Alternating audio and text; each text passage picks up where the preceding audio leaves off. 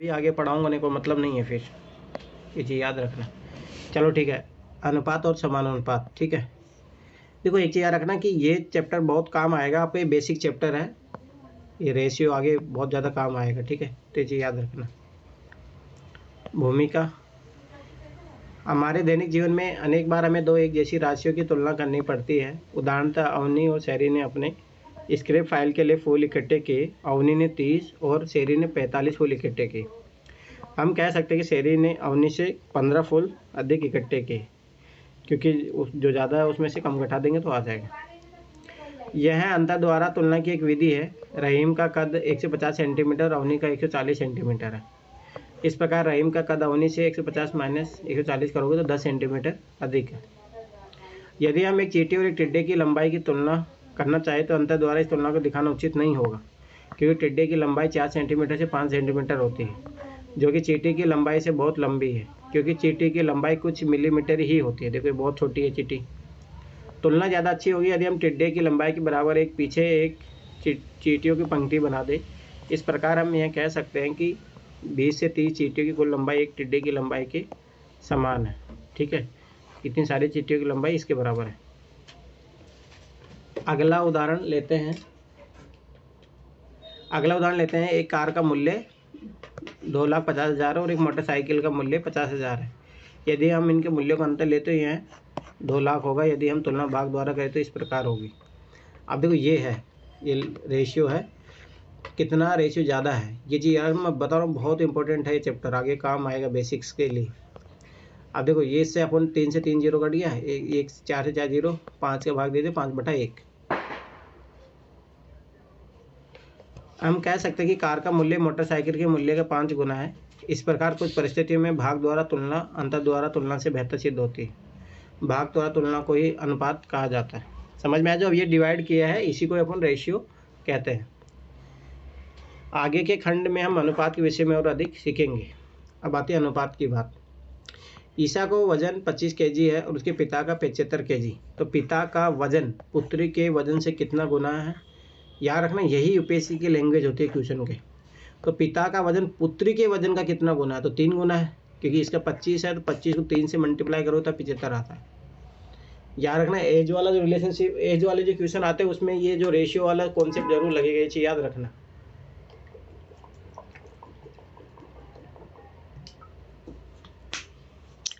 एक बात बताऊं सर? हाँ बोलो।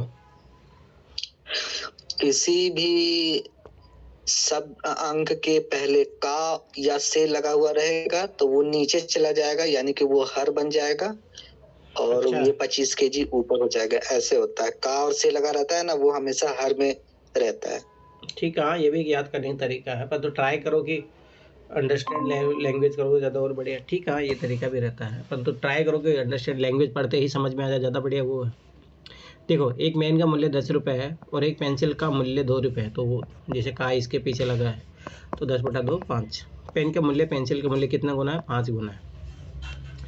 उपरोक्त उदाहरण में हमने दो राशियों को कितने गुना के रूप में तुलना की, यह तुलना अनुपात कहलाती है। हम अनुपात को इस चिन्ह से दर्शाते हैं, ठीक है। तो ये चीज़ याद रखना। अब जैसे मान लो पिता के वजन पुत्री वजन के साथ अनुपात 75/25, तो 3:1 हो जाएगा। तो इसको अपन ऐसे लिखेंगे, पेन के मूल्य का पेंसिल मूल्य से अनुपात 10/2 5:1, ठीक है। तो ये नॉर्मल क्वेश्चन है जो ये कि इसी पे बेस पे कर लोगे। अब आगे देखो, एक कक्षा में 20 लड़के हैं, 40 लड़के हैं, अनुपात ज्ञात कीजिए। तो लड़कियों की संख्या का कुल विद्यार्थियों से, अब देखो ध्यान से समझना, 20 लड़के हैं 40 लड़कियां हैं, तो टोटल विद्यार्थी कितने हो जाएंगे? 60। अब देखो लड़कियों की संख्या लड़कियों की संख्या कितनी है? 40। इससे अनुपात कितना आ जाएगा? अब ये काट लो, कितना हो जाएगा? 3, ये 2, तो 3:2। अब देखो कुछ ना कुछ गलती होगी, देखना ध्यान से। अब ये लड़कियों की संख्या का कुल विद्यार्थियों से, अब ये कुल विद्यार्थियों से पूछा है तो ये नीचे आएगा। तो ये चीज़ याद रखना कि ये छोटी छोटी जो गलतियाँ होती है ना, ये चीज़ समझना। तो ये गलत है, मतलब निकालना क्या था, देखो लड़कियों की संख्या का, तो लड़कियों की संख्या को पहले लिखो ऊपर, का कुल विद्यार्थी, जैसे अमित बोल रहा कि का जहाँ लगेगा कुल विद्यार्थियों का उसको नीचे लिखना। समझ में आया? तो ये गलतियाँ होती है, मैं फिर बता रहा हूँ। और ऑप्शन में आपको ये चीज़ें मिलेगी, जैसे वहाँ ए ऑप्शन ये बना रहेगा, बी ऑप्शन ये बना रहेगा। तो ये चीज़ याद रखना, एक बार जरूर वेरीफाई कर लेना।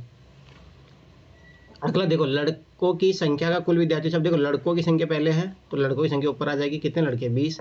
टोटल कितना? 60। तो 1:3। ठीक है, तो ये चीज़ याद रखना। अब देखो, मैं बड़ा हूँ तुम छोटे हो। निम्न उदाहरण को लेते हैं। घर में पाई जाने वाली छिपकली की लंबाई 20 सेंटीमीटर, मगरमच्छ की लंबाई 4 मीटर है। मैं तुमसे 5 गुनी लंबी हूँ, छिपकली ने कहा। जैसा कि हम देख सकते हैं कि ये बिल्कुल गलत है। एक छिपकली की लंबाई मगरमच्छ की लंबाई से 5 गुनी नहीं हो सकती। तो गलती कहाँ है? ध्यान से देखिए, छिपकली की लंबाई सेंटीमीटर में और मगरमच्छ की लंबाई मीटर में दी गई है। ठीक है, तो सबसे पहले क्या करना होता है, जो मात्रक होता है उनको, इकाइयाँ जो होती है उनको सेम करना पड़ता है। अतः हमें इनके लंबाई को एक जैसी इकाई में बदलना होगा। मगरमच्छ की लंबाई 4 मीटर है, तो 4 मीटर, 1 मीटर में कितना सेंटीमीटर होता है? 100 सेंटीमीटर। तो इसको पहले सेंटीमीटर में चेंज कर लेंगे, 400 सेंटीमीटर। अतः मगरमच्छ की लंबाई का छिपकली की लंबाई से अनुपात इस प्रकार होगा, 400:20। तो कितना हो जाएगा? 20:1। तो दो राशि तुलना तभी की जा सकती है जब दोनों एक ही इकाई में हो। ये चीज़ याद रखना इंपॉर्टेंट है। अरे, जब भी कोई एग्जाम दोगे ना तो वहाँ पे ऐसा रहता है वो। तो ये चीज़ हमेशा याद रखना कि सब समान होगा तभी चीज़ें निकलेगी। छिपकली की लंबाई का मगरमच्छ की लंबाई से अनुपात क्या होगा? ठीक है, अभी देखो, छिपकली की लंबाई का मगरमच्छ की लंबाई से अनुपात क्या होगा? तो समझ में, छिपकली के ऊपर दे देंगे इसका ही, तो 1:20। ध्यान दीजिए कि 1:20 और 20:1 एक दूसरे से भिन्न है। अनुपात 1:20 छिपकली की लंबाई का मगरमच्छ की लंबाई से है, और 20:1 मगरमच्छ की लंबाई का छिपकली की लंबाई के साथ है। ये भी देख सकते हो, मगरमच्छ की लंबाई वो पहले और जो छिपकली की लंबाई बाद में। एक और उदाहरण देखते हैं। पेंसिल की लंबाई 18 सेंटीमीटर और इसका व्यास जो है 8 मिलीमीटर है। पेंसिल के व्यास का उसकी लंबाई के साथ अनुपात। तो समझ बात है, सबसे पहले इस 8 मिलीमीटर को चेंज करो। तो याद करो, मैंने बताया था कि मिलीमीटर को सेंटीमीटर में कैसे चेंज करते हैं, या सेंटीमीटर को मिलीमीटर में चेंज करने वाला। व्यास तथा लंबाई दोनों की इकाई अलग है, अतः उन्हें समान इकाई में बदलने की आवश्यकता है। जैसे पेंसिल की लंबाई 18 सेंटीमीटर, तो इसको मिलीमीटर में चेंज करने के लिए 10 से गुणा करना पड़ेगा, तो 180 मिलीमीटर हो जाएगा। याद करो, मैंने पहले चैप्टर में बताया था ये चीज़, और वो सब है ना, शॉर्ट नोट्स बना के रखो। जैसे अभी मैंने ये लाइन बोल दी, इनके सबके शॉर्ट नोट्स बनाओ, तब जाके काम आएगा। क्योंकि फाइनल एग्जाम में सारी एनसीईआरटी रिवाइज से करोगे, तो ये चीज़ छोटी छोटी जो इंपॉर्टेंट कॉन्सेप्ट है इनको लिखते रहो।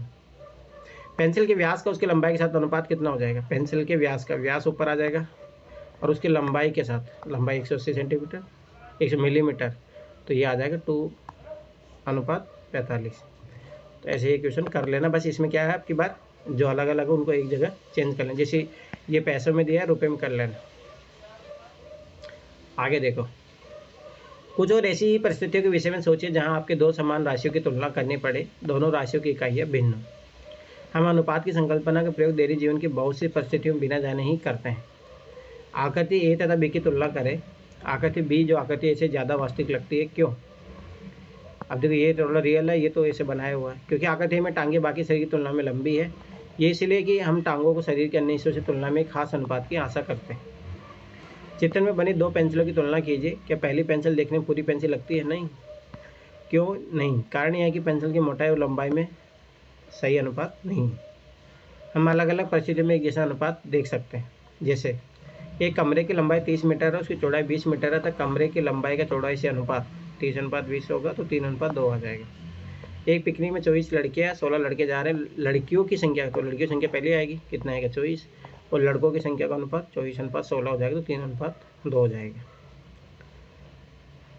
न्यूनतम रूप से 30:20 और 24:16 अनुपात समान है, 3:2 के बराबर। ये तुल्य अनुपात कहलाते हैं, इसे याद रखना। जब अनुपात समान आए पर संख्या अलग अलग रहे तो तुल्य अनुपात कहलाता है। क्या आप कुछ और उदाहरण सोच सकते हैं जो न्यूनतम रूप में 3:2 के रूप में तुल्य हो? इस प्रकार की परिस्थितियाँ लिखना जिनसे खास अनुपात मिले रोचक होगी। उदाहरण के लिए एक ऐसी परिस्थिति लिखी जिसमें 2:3 है। मेज की चौड़ाई की लंबाई से अनुपात 2:3। सीना के पास 2 कंचे हैं और उसके मित्र शबनम के पास 3 कंचे हैं। सीना और शबनम के कंचों का अनुपात 2:3 है। ठीक है, अब देखो यहाँ से धीरे धीरे कॉन्सेप्ट बना रहा है। ये आपको याद रखना, जो प्रॉफिट लॉस आप पढ़ोगे उसमें भी रेशियो काम आता है, एज वाले में काम आएगा। ये बहुत इंपॉर्टेंट चैप्टर, मैं फिर बता रहा हूँ, ये बहुत सारे चैप्टरों को बेस का काम करता है, आधार बनेगा। क्या आप कुछ और ऐसे उदाहरण लिख सकते हैं जिससे ये अनुपात बनाए? आराम से बना सकते हो, उसके मल्टीपल करते जाओ, सेम संख्या से बनते जाएंगे। अपने मित्र कुछ अनुपात देकर उन पर आधारित कुछ उदाहरण बनवाइए। रवि और रानी ने एक व्यापार शुरू किया, याद करो, देखो प्रॉफिट लॉस वाला आ गया।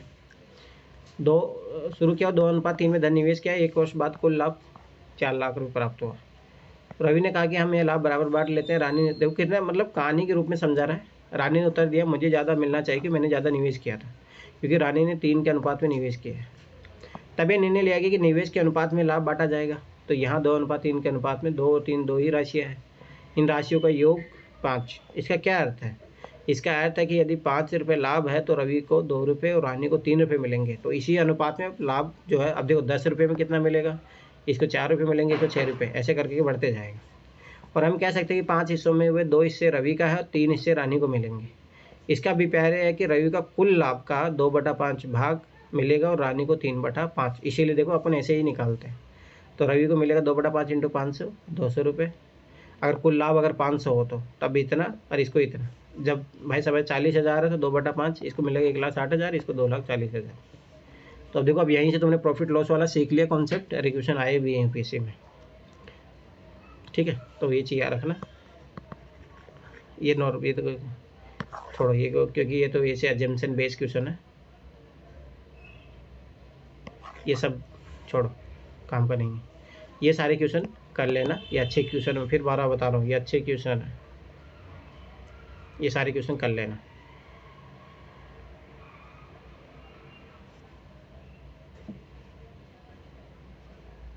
ये सारे क्वेश्चन कर लेना, फिर बता रहा हूँ, इंपॉर्टेंट है।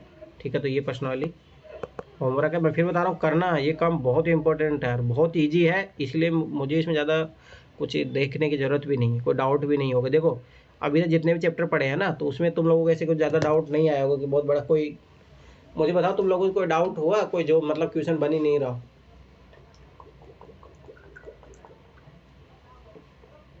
तुम लोग डाउट नहीं आती है, बन जाती है। हाँ, बन जाता है ना, क्योंकि ज़्यादा बड़े ले दो, 6ठी क्लास का है।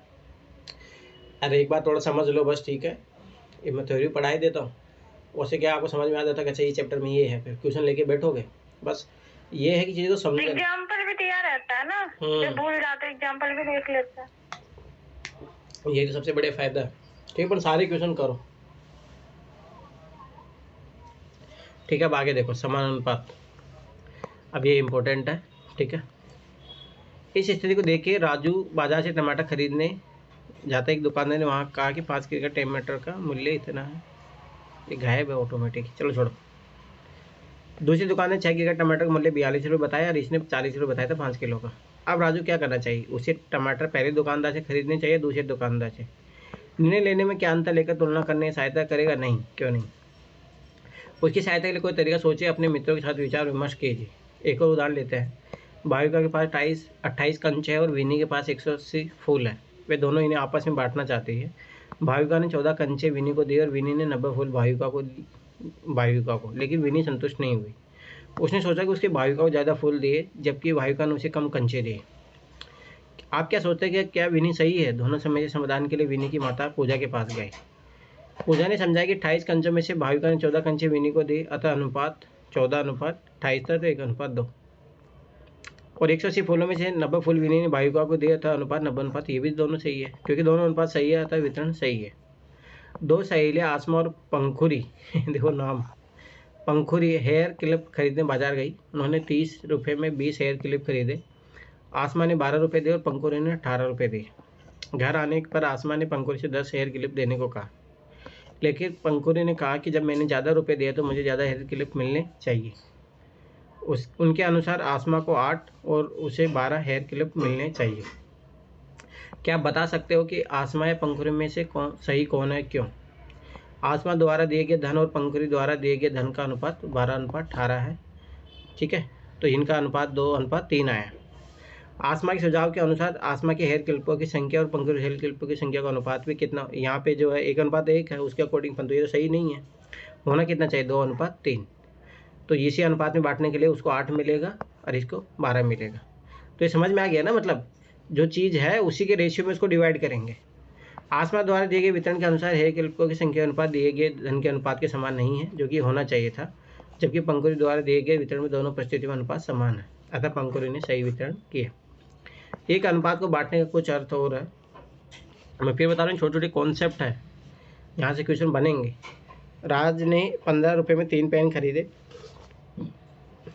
अनु ने 50 रुपये में 10 पेन खरीदे, किसके पेन महंगे थे? तो यहाँ पे 1 रुपये के पेन का मूल्य ज्ञात करो, कितना है? 5 रुपये। यहाँ पे एक पेन का कितना मूल्य है? 5 रुपये, दोनों बराबर है। तो एक तो तरीका ऐसे है, अभी इसको रेशियो के अनुपात में निकालो। राज द्वारा खरीदे गए पेन की संख्या और अनु द्वारा खरीदे गए पेन की संख्या का अनुपात कितना आ गया? 3:10। उनके मूल्यों का अनुपात कितना है? 3:10। अतः 3:10 15:50 समान है। इसी प्रकार दोनों समान मूल्य में पेन खरीदेगी। अपन ने ऐसे भी निकाल लिया था। रहीम ने 180 रुपये में 2 किलो सेब बेचे और रोशन ने 360 रुपये में 4 किलो। तो सभी से 1 केजी का हिसाब निकालो, इधर कितना आ रहा है? 90। इसका निकालो तब भी 90 आ रहा है। या फिर आप रेशियो निकाल लो, 2 किलो सेब और इसके 4 किलो सेब के बीच में, तो 1:2 आया। तो इनके बीच में अनुपात 1:2 आ गया, तो समान होगा। तो इस प्रकार सेबों का भारी का अनुपात और मूल्य का अनुपात अगर समान है तो ये दोनों क्या कहलाते हैं? समान अनुपात कहलाते हैं। क्योंकि दोनों अनुपात समान है तो हम कह सकते हैं कि समान अनुपात में है, फिर दोनों समान मूल्य पर सेब बेच रहे हैं। यदि 2 अनुपात 1 समान हो तो वे समान अनुपात में है, और इन्हें समान करने के लिए या चिन्ह का, ये वाला चिन्ह याद रखो, आपने बचपन में किया भी होगा, प्रयोग किए जाते हैं। पहले उदाहरण के लिए हम कह सकते हैं कि 3, 10, 15, 20, 15 और 30, 10, 15 और 50 समानुपात में है। अतः हम इसको इस तरीके से लिखेंगे, ठीक है। तो ये चीज़ याद रखना। लिख सकते हो 3:10 बराबर 15:50 पढ़ेंगे। दूसरे उदाहरण में 2, 4, 180, 360 समानुपात में है, जिसे 2, 4 और समानुपात 180:360 लिखेंगे, और 2:4 बराबर 180:6 पढ़ेंगे। एक अन्य उदाहरण ले ले। एक व्यक्ति 2 घंटे में 35 किलोमीटर चलता है, तो क्या उसी चाल से वह 4 घंटे में 37 किलोमीटर चल सकता है? रेशियो ले लो, कितना है? 1:2 इनका, इसका भी 1:2 आ रहा है, तो हाँ चल सकता है। दोनों का अनुपात समान आ रहा है, ठीक है। तो इसलिए समान अनुपात में है। इस प्रकार हम लिख सकते हैं, 35 पढ़ सकते हो, और ये मतलब वो नॉर्मल बात है। अब देखो मैं फिर बता रहा हूँ, ये कॉन्सेप्ट क्वेश्चन बनाओगे ना। अब देखो अगला देखो, 2 केजी सेब का मूल्य 180 और 5 केजी तरबूज का मूल्य 45 है। अब देखो 2:5 है, इनके वजन का इतना आया, इनके मूल्य का कितना आ रहा है? 180 और 45। अब देखो 45 दोनों 90, 4, तो 4:1 आ रहा है। तो जो कि इनका अनुपात समान नहीं आ रहा, तो समान अनुपात में नहीं होंगे। यदि 2 अनुपात समान नहीं है तो वे राशि समान अनुपात में नहीं होती है, ठीक है। तो ये चीज़ याद रख लेना। अब ये होमवर्क कर लेना, कौन समान अनुपात में है या नहीं है। समानुपात के कथन में क्रम में ली गई 4 राशि पद कहलाती है। पहले और चौथे पद का चरम पद कहते हैं, मतलब इन दोनों को, और दूसरे तीसरे पद को मध्य पद कहते हैं। ये चीज़ याद रखना, ठीक है। तो ये चीज़ याद रखना। ये सारे क्वेश्चन कर लेना, नॉर्मल क्वेश्चन है पर इम्पोर्टेंट क्वेश्चन है, ठीक है। कोई दिक्कत तो नहीं है ना? मतलब मैं बता रहा हूँ बहुत ईजी क्वेश्चन है, कर लोगे आराम से, ठीक है। अब देखो कैसे इनका पता लगाओगे, तो इनका पहले पता कर लेना। इसके अनुपात 1:3 आ रहा है, तो इनका भी अनुपात 1:3 है, तो ये समानुपात में है। ईजी है, कर लेना, हो जाओगे, ठीक है। अब आओ आगे बढ़ो, एक एक विधि। निम्न परिस्थितियों को ले। 2 सहेलियाँ रेशमा और सीमा बाजार से अभ्यास पुस्तिका खरीदने जाती है। रेशमा ने 24 रुपये में 2 अभ्यास पुस्तिका खरीदी। एक अभ्यास पुस्तिका का मूल्य ज्ञात कीजिए। तो एक का कितना आएगा? 2 जब 24 रुपये मिले तो 1 12 रुपये में आ गया। 80 किलोमीटर दूरी तय करने में एक स्कूटर 2 लीटर पेट्रोल लगाता है। 1 किलोमीटर दूरी तय करने के लिए कितना पेट्रोल लगेगा? तो 80 को देखो, स्वाभाविक सी बात है, 80 किलोमीटर में लग रहा है 2 लीटर पेट्रोल, तो 1 किलोमीटर में लगेगा, तो स्वाभाविक बात है 80 से डिवाइड कर दो, तो 1/40 आएगा। तो 1/40 को अगर तुम कर दोगे, इसको 10 मतलब में लिख सकते हो, ठीक है। तो 0 पॉइंट, ठीक है। तो 40 दूना 80, 2.5, ठीक है। तो इस तरीके से आ जाएगा। तो कितना पेट्रोल ये लगेगा? 0.25 लीटर पेट्रोल, ठीक है। समझ में आया मैंने कैसे निकाला? क्योंकि 1 किलोमीटर तय करना है, तो 1 किलो, ये 80 किलोमीटर दिया था, 80 किलोमीटर बराबर 2 लीटर, तो 1 किलोमीटर के लिए सबाइश बात 80 से डिवाइड कर दो दोनों तरफ, तो 2 लीटर अपन 80 आ जाएगा। तो वैसे करोगे, सोल्व करोगे तो इतना आ जाएगा, ठीक है। आगे देखो, पहले उदाहरण को पुनः ले। 2 अभ्यास पुस्तकों का मूल्य 24 रुपये है, तो एक अभ्यास पुस्तक का मूल्य 24/2, तो 12 रुपये आ जाएगा। यदि आपको 5 ऐसी अभ्यास पुस्तकों का मूल्य ज्ञात करने के लिए कहा जाए तो आप क्या करोगे? सबाइश बात है, जो 12 × 5 से गुणा कर देंगे, 60 आ जाएगा। दूसरे उदाहरण को पुनः ले ले। हम जानना चाहते हैं कि 1 किलोमीटर में जाने में कितना पेट्रोल लगेगा। तो 80 किलोमीटर चलने के लिए इतना लगता है, तो 1 किलोमीटर चलने के लिए 2/80, 1/40 हो जाएगा। अब यदि आपसे पूछा जाए कि 120 किलोमीटर जाने में कितना पेट्रोल लगेगा, तो 1/40 × 120, ठीक है, 3 लीटर लगेगा। तो ये नॉर्मल इक्वेशन आप कर भी चुके होंगे। वह विधि जिसमें हम पहले एक इकाई का मान निकालते हैं, फिर जितनी इकाइयों को मान निकालने को कहा जाए निकालते हो, एक ही विधि कहलाती है। बहुत इंपॉर्टेंट है, ये याद रखना। क्वेश्चन बनेगा यहाँ से, ये होमवर्क कर लेना, ठीक है। ये देखो अब सारे क्वेश्चन है, कर लेना। अरे यूपीएससी में आए हुए क्वेश्चन भी मिलेंगे आपको, मैं फिर बार बता रहा हूँ इसमें, ठीक है। तो ये चैप्टर कंप्लीट हो गया है। कोई डाउट लग रहा है इसमें?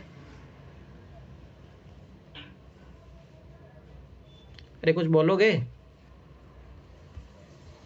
नहीं है सर, कोई डाउट नहीं। ठीक है, डाउट नहीं तो अभी मैं क्वेश्चन करवाऊंगा, रुक जाओ। ठीक।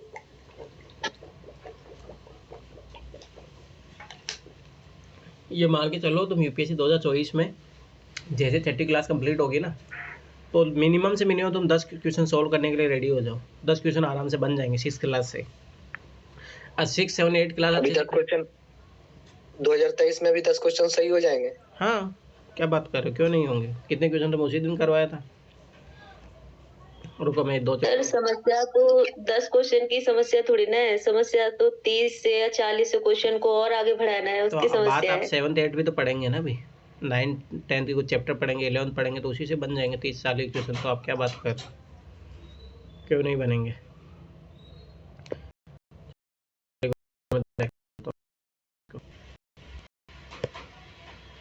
क्योंकि स्टार्टिंग में दिया है ना चैप्टर।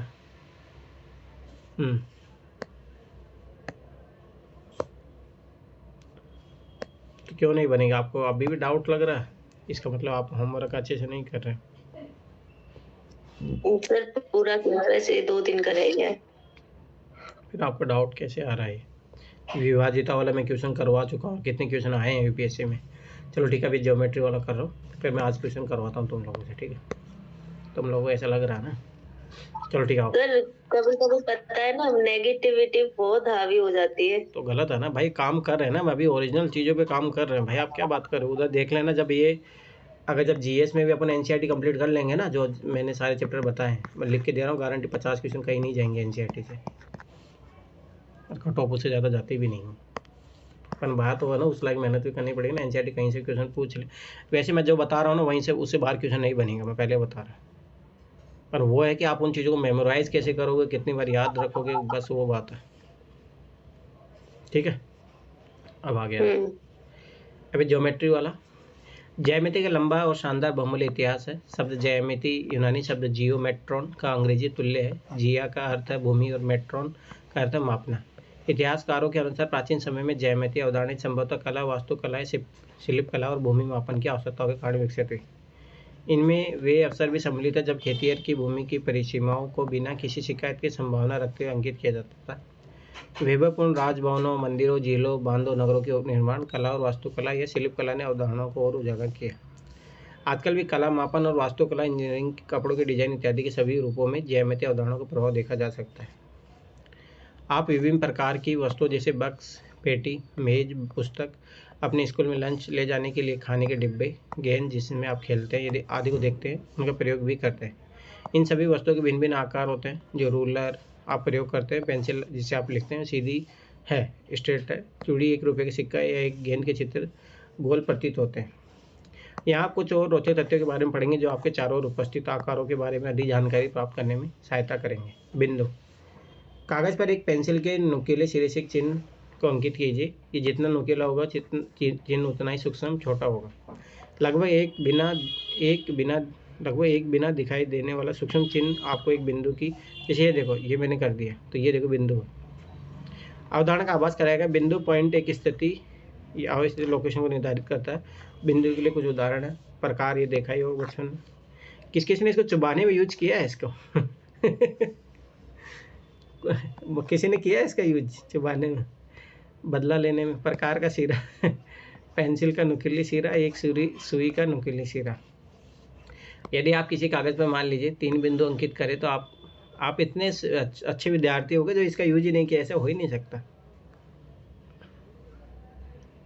किया भी होगा तो सर अब याद नहीं है, बचपन में किया होगा। करते थे हम लोग यूज।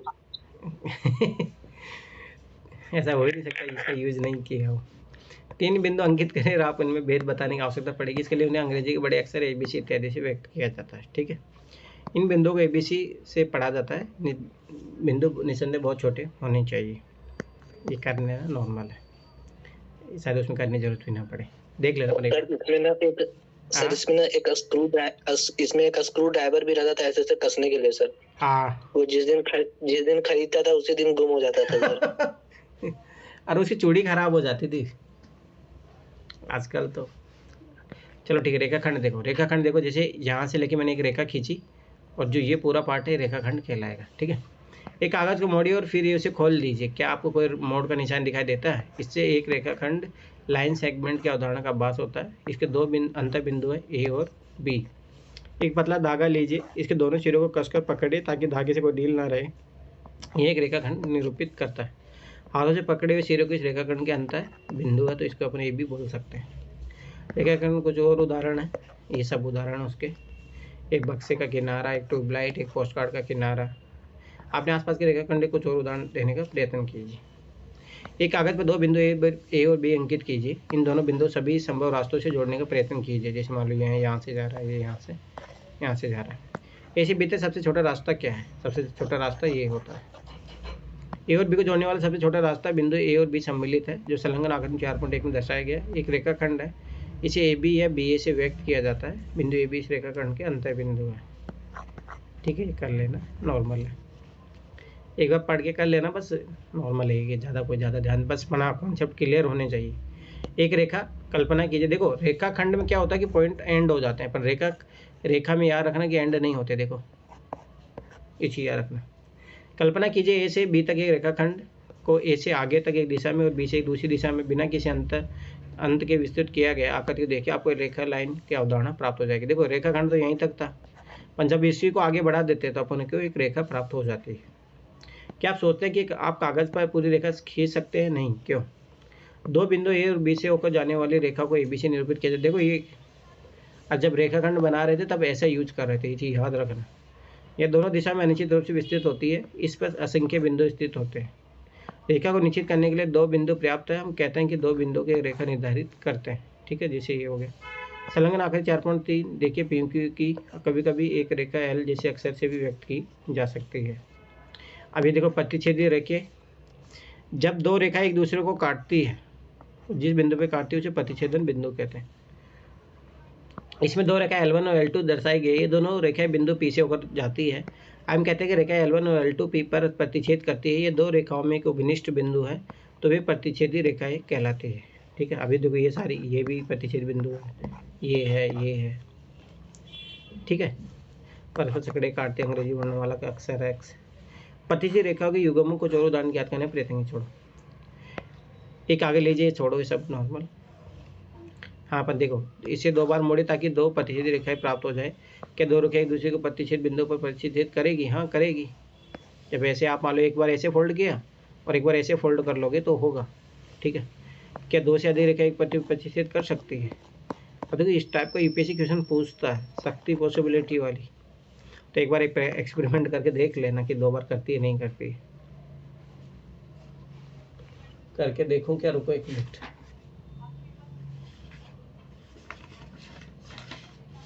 देखो मान लो इसने मैंने एक बार किया,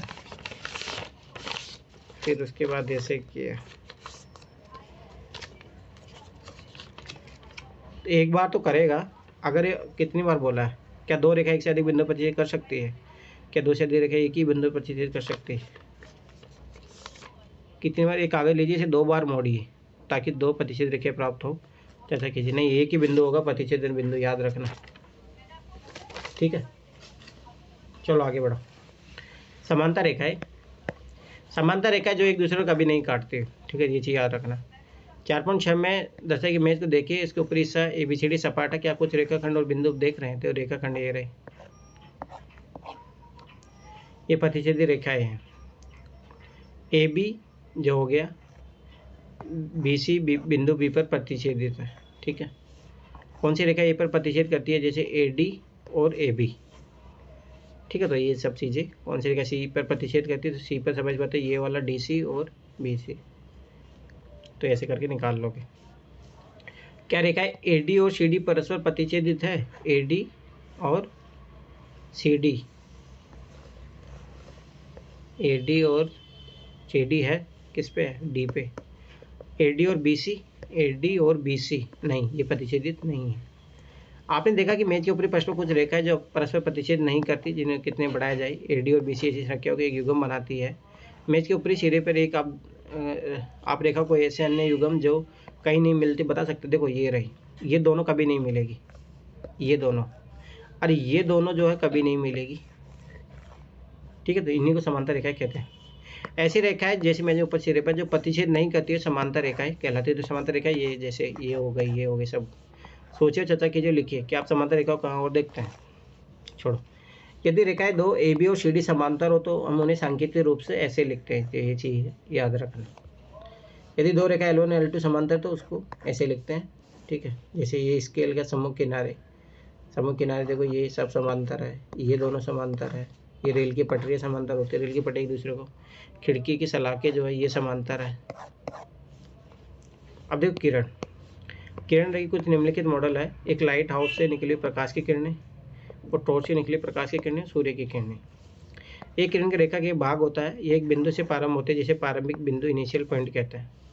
जैसे यहाँ से मान लो ये रेखा किरण स्टार्ट हो रही है एक दिशा में बिना किसी अंत के विस्तृत होती है। यहाँ दाई ओर किरण को दिया आकृति 4.7 को देखिए, ठीक है। बिंदु ए जो प्रारंभिक बिंदु है और P जो किरण पर एक अन्य बिंदु है और AP से व्यक्त करता है।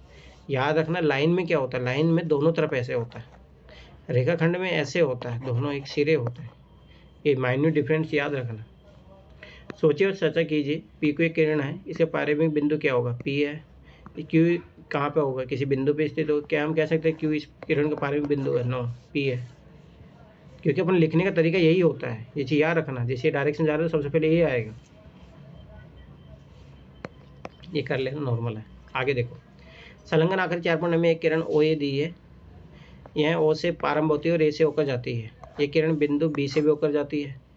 क्या आप OB कह सकते हैं, क्यों कह सकते हैं, उसमें क्या है, क्योंकि इस जो किरण पे एक बिंदु है तो पहले जैसे ये होता था वैसे ही OA OB एक ही किरण को दर्शाते हैं। क्या हम किरण OA को किरण AO लिख सकते हैं, नहीं, क्योंकि याद रखना कि ओरिजिन जो है वहीं से इसको लिखना शुरू करते हैं, ठीक है। तो ये चीज़ याद रखना, ये होमवर्क है, कर लेना। ये ज़्यादा इतना इम्पोर्टेंट नहीं है, ठीक है। अपन कुछ बेसिक कॉन्सेप्ट है, यूपीएससी ना कभी बेसिक कॉन्सेप्ट पे क्वेश्चन पूछती है और वो लाइन एक स्टेटमेंट बना के दे देगा। इतना ज़्यादा इम्पोर्टेंट नहीं है, परंतु कॉन्सेप्ट पता होने चाहिए। वक्र, क्या आपने कभी कागज़ पर पेंसिल से टेढ़ी मेढ़ी रेखा खींची है? ऐसे करने पर जो आकृतियाँ प्राप्त होती है वक्र कहलाते हैं। जैसे ऐसे करके ऐसे कुछ भी बना दिया मैंने। इनसे कुछ आकृतियों का आप कागज़ या बिना पेंसिल उठाए और रूलर का प्रयोग किए बना सकते हैं। ये सभी आकृतियाँ वक्र है। आम भाषा में वक्र का अर्थ होता है सीधा नहीं। गणित में वक्र सीधी भी हो सकती है, जैसे कि ऊपर में दर्शाया गया है 4.10 में। तो ये चीज़ याद रखना, सीधी भी हो सकती है। ध्यान दीजिए कि आकृति 4.10 में वक्र स्वयं अपने काट रही है, जबकि 1, 2, 3, 4 में वक्र स्वयं को नहीं काटे। यदि कोई वक्र स्वयं को ना काटे तो वह सरल वक्र कहलाता है। जैसे ये नहीं काट रहा है, ये काट रहा है, तो ये सरल वक्र नहीं होगा, ठीक है। संलग्न आकृति 4.11 में देखो, दी दोनों वक्रों में क्या अंतर है, ये बंद है, ये खुला हुआ है, ठीक, बस यही अंतर है, ठीक है। तो ये चीज़ रखना। अब देखो, एक आकृति में स्थित एक टेनिस कोर्ट में कोर्ट रेखा उस तीनों भागों में बांटती है। ये भाग है एक रेखा के एक और रेखा पर और रेखा के दूसरी ओर। आप एक दूसरी ओर बिना रेखा पार किए नहीं जा सकते।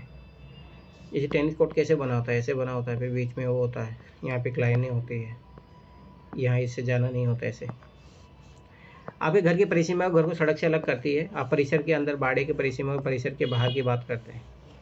इस प्रकार एक बंद वक्र से संबंधित 3 भाग होते हैं जो एक दूसरे से पृथक अलग होते हैं। जैसे ये अंदर वाला भाग है, ये किनारे वाला भाग है, ये बाहर वाला भाग है, ठीक है।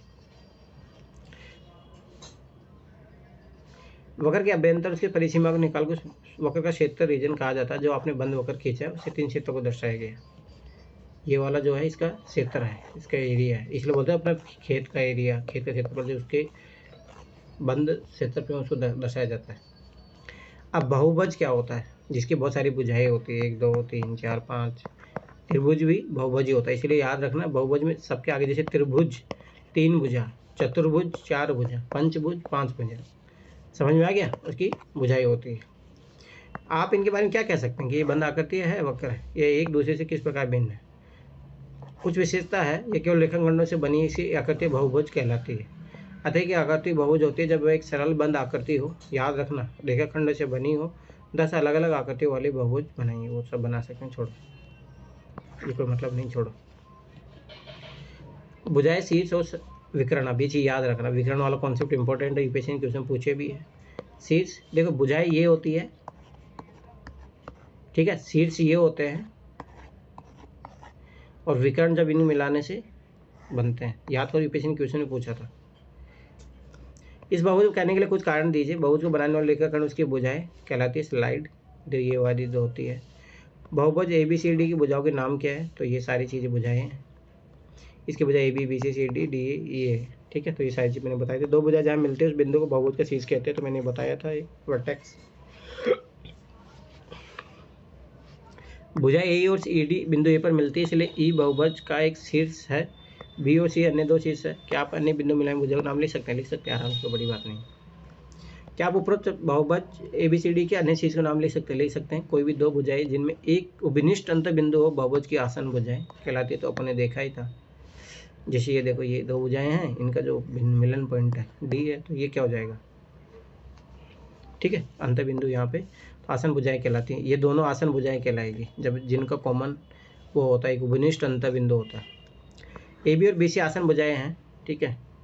जैसे AB हो गया और BC हो गया, आसन भुजाएं हैं। AE और DC के बारे में क्या कहेंगे? AE और DC ये नहीं, ये आसन भुजाएं नहीं होगी, ठीक है। तो ये चीज़ याद रखना।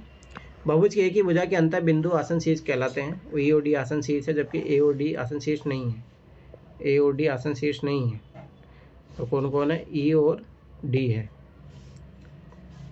उन शीर्षों को लीजिए जो आसन नहीं है। ऐसे शीर्षों को मिलाने से बने रेखाखंड बहुभुजों के विकर्ण कहलाते हैं। इस संलग्न आकृति में रेखाखंड AC, जैसे AC हो गया, ये देखो विकर्ण हो गया, ये विकर्ण है, ये विकर्ण है, ये विकर्ण है। याद रखना कि इनको आसन भुजाओं को मिलाने से नहीं बनता है। अभी देखो मैं इधर बता देता हूँ एक बार, चलो एक बार इधर बताता हूँ, ध्यान से समझना ये चीज़, कौन विकर्ण होता है कौन विकर्ण नहीं होता है, ये माइंड में याद रख। देखो, इन भुजाओं को आपसे मिलाओगे ना, वो नहीं बनेगा।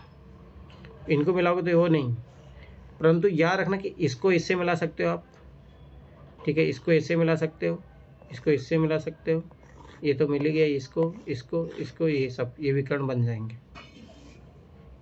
बहुभुज के विकर्ण है, जैसे AC, AD, BD, BE, ठीक है, और CE, ये सब विकर्ण है। तो ये चीज़ याद रखना। एक रेखाखंड BC एक विकर्ण है, क्यों या क्यों नहीं? कर्ण और विकर्ण दोनों सेम है या अलग अलग है? कर्ण कहाँ होता है? कर्ण वो अलग चीज़ है। कर्ण त्रिभुज में बनता है जब 90 डिग्री के सामने होता है। जी। विकर्ण अलग है ना। विकर्ण चतुर्भुज जो चारों तरफ से घिरी रहेगी एक, उसमें बनेगा ना। त्रिभुज में विकर्ण शैली बनता है। कौन बोल रहे त्रिभुज में विकर्ण बनता है? वो कर्ण होता है। वो याद रखना, विकर्ण ऐसे बनता है, ये अलग है ना। डायगोनल त्रिभुज नहीं बनता, ये चीज़ याद रखना, ठीक है। तो ये चीज़ याद रखना, क्योंकि विकर्ण के यूपीएससी ने क्वेश्चन पूछा है, ये होमवर्क कर लेगा, नॉर्मल। अब देखो कौन ज्योमेट्री, अभी यूपीएससी 2018 से पहले पूछता था कुछ क्वेश्चन, आजकल पूछता तो विकर्ण के बारे में जरूर पूछा है उसने। अब आगे देखो कौन, एंगल, जब कौन बनते हैं तो कौन भी बनते हैं। कॉर्नर जब भी बनेगा तो याद रख लेना, जैसे ये कॉर्नर है तो कौन भी बनेगा, एंगल बनता है। यहाँ एक आकृति 4.16 में दी है, जहाँ एक बक्स का ऊपरी सिरा कब्जा लिए कि दरवाजे की तरह है। बक्स के किनारे AD और दरवाजे के किनारे AP। अब देखो यहाँ एक कौन बनेगा, थीटा। AD और AP के रूप में कल्पना की जा सकती है। इन दोनों किरणों में से एक उभनिष्ठ अंतर बिंदु है, कोण A। कहा जाता है कि दो किरणों एक ही कोण पर बनती है। उभनिष्ठ पारंब बिंदु वाली दो किरणों से एक कोण बनता है, ये चीज़ याद रख लेना। कोण को बनाने वाली दोनों किरण उसकी भुजाएं कहलाती है, आर्म्स कहलाती है। उभनिष्ठ पारंबिक बिंदु कोण का शीर्ष कहलाता है, वर्टेक्स कहलाता है। संलग्न आकृति में किरण OP और OQ से बने एक कोण को दर्शाया गया है। कोण को दर्शाने के लिए शीर्ष पर एक छोटे वक्र का प्रयोग किया गया। वो इस कोण का शीर्ष है। इस कोण की भुजाएं क्या हैं? क्या ये किरणें OP और OQ नहीं है? किरणें तो है ही, OP और OQ।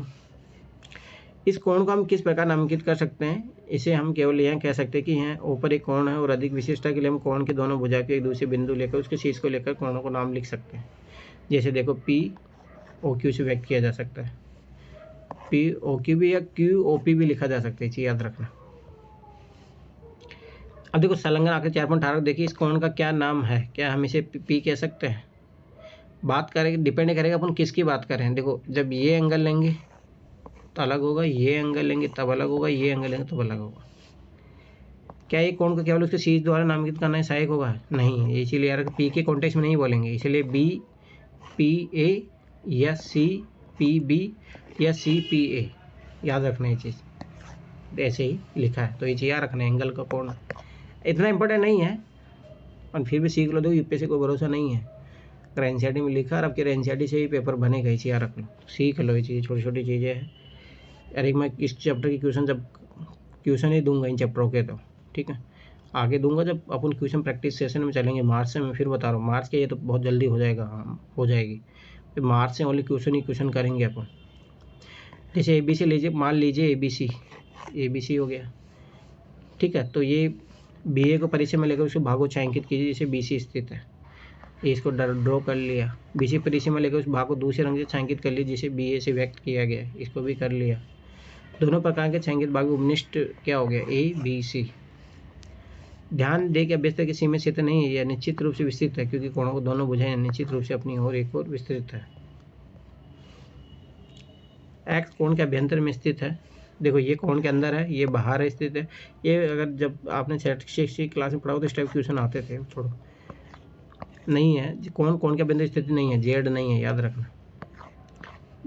बिंदु S में PQR में स्थित है, हाँ है, ठीक है। तो ये यार नॉर्मल है, ज़्यादा इंपॉर्टेंट नहीं है चैप्टर, पर ठीक है कर लो, ठीक है। तो ये चैप्टर कंप्लीट हो गया,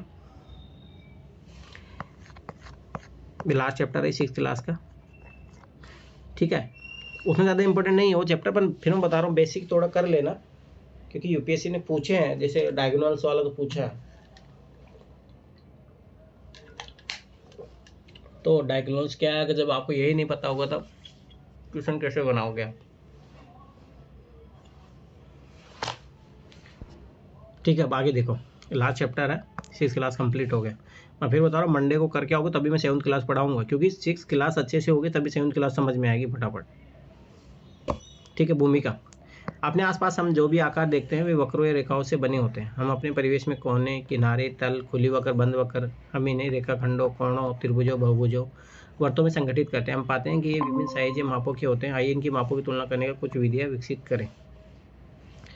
रेखाखंडों को मापना, हमने अनेक बार रेखाखंडों को देखा और खींचा है। एक त्रिभुज 3 रेखाखंडों से बनता है और एक चतुर्भुज 4 रेखाखंडों से बनता है, समझ में आया? तो ये रेखाखंड है। एक रेखाखंड एक रेखा का एक निश्चित भाग, अब देखो वो चैप्टर पढ़ना जरूरी था ना, तभी ये समझ में आएगा। निश्चित भाग होगा, इससे एक रेखा का मापना संभव हो जाता है। प्रत्येक रेखाखंड ये माप एक अद्वितीय संख्या जो इसकी लंबाई कहलाती है। हम इस उदाहरणों को रेखाखंडों की तुलना करने में प्रयोग करते हैं। दो रेखाखंडों की तुलना करने के लिए हम उनकी लंबाई के बीच संबंध ज्ञात करते हैं। इसके अनेक विधियों से किया जा सकता है, जैसे देखकर तुलना करना, इसमें पता लग रहा है ये भी बड़ा है CD से। केवल देखकर ही क्या बता सकते हो कौन सा रेखाखंड बड़ा है? हाँ, आप देख सकते हैं रेखाखंड ए भी बड़ा है, परंतु आप अपने सामान्य निर्णय के बारे में सदैव निश्चित नहीं हो सकते। उदाहरण से निम्नलिखित रेखाखंडों को देखिए, अब इसमें कंफर्म बताना कि कौन सा बड़ा है नहीं बता सकते। इन दोनों रेखाखंडों की लंबाई का अंतर स्पष्ट नहीं है, तब इन तुलना करने के लिए अन्य विधियों की आवश्यकता है। वास्तव में संलग्न आकृति में AB और PQ के एक ही लंबाई है, ये इतना स्पष्ट नहीं है, इसलिए इसे हमें रेखाखंड की तुलना करने के लिए एक और अच्छी विधियों की आवश्यकता है। अब होता दूसरी विधि अक्ष द्वारा तुलना करना, जैसे AB और CD है। AB और CD तुलना करने के लिए हम एक अक्ष कागज का प्रयोग करते हैं। एक मिनट रुको।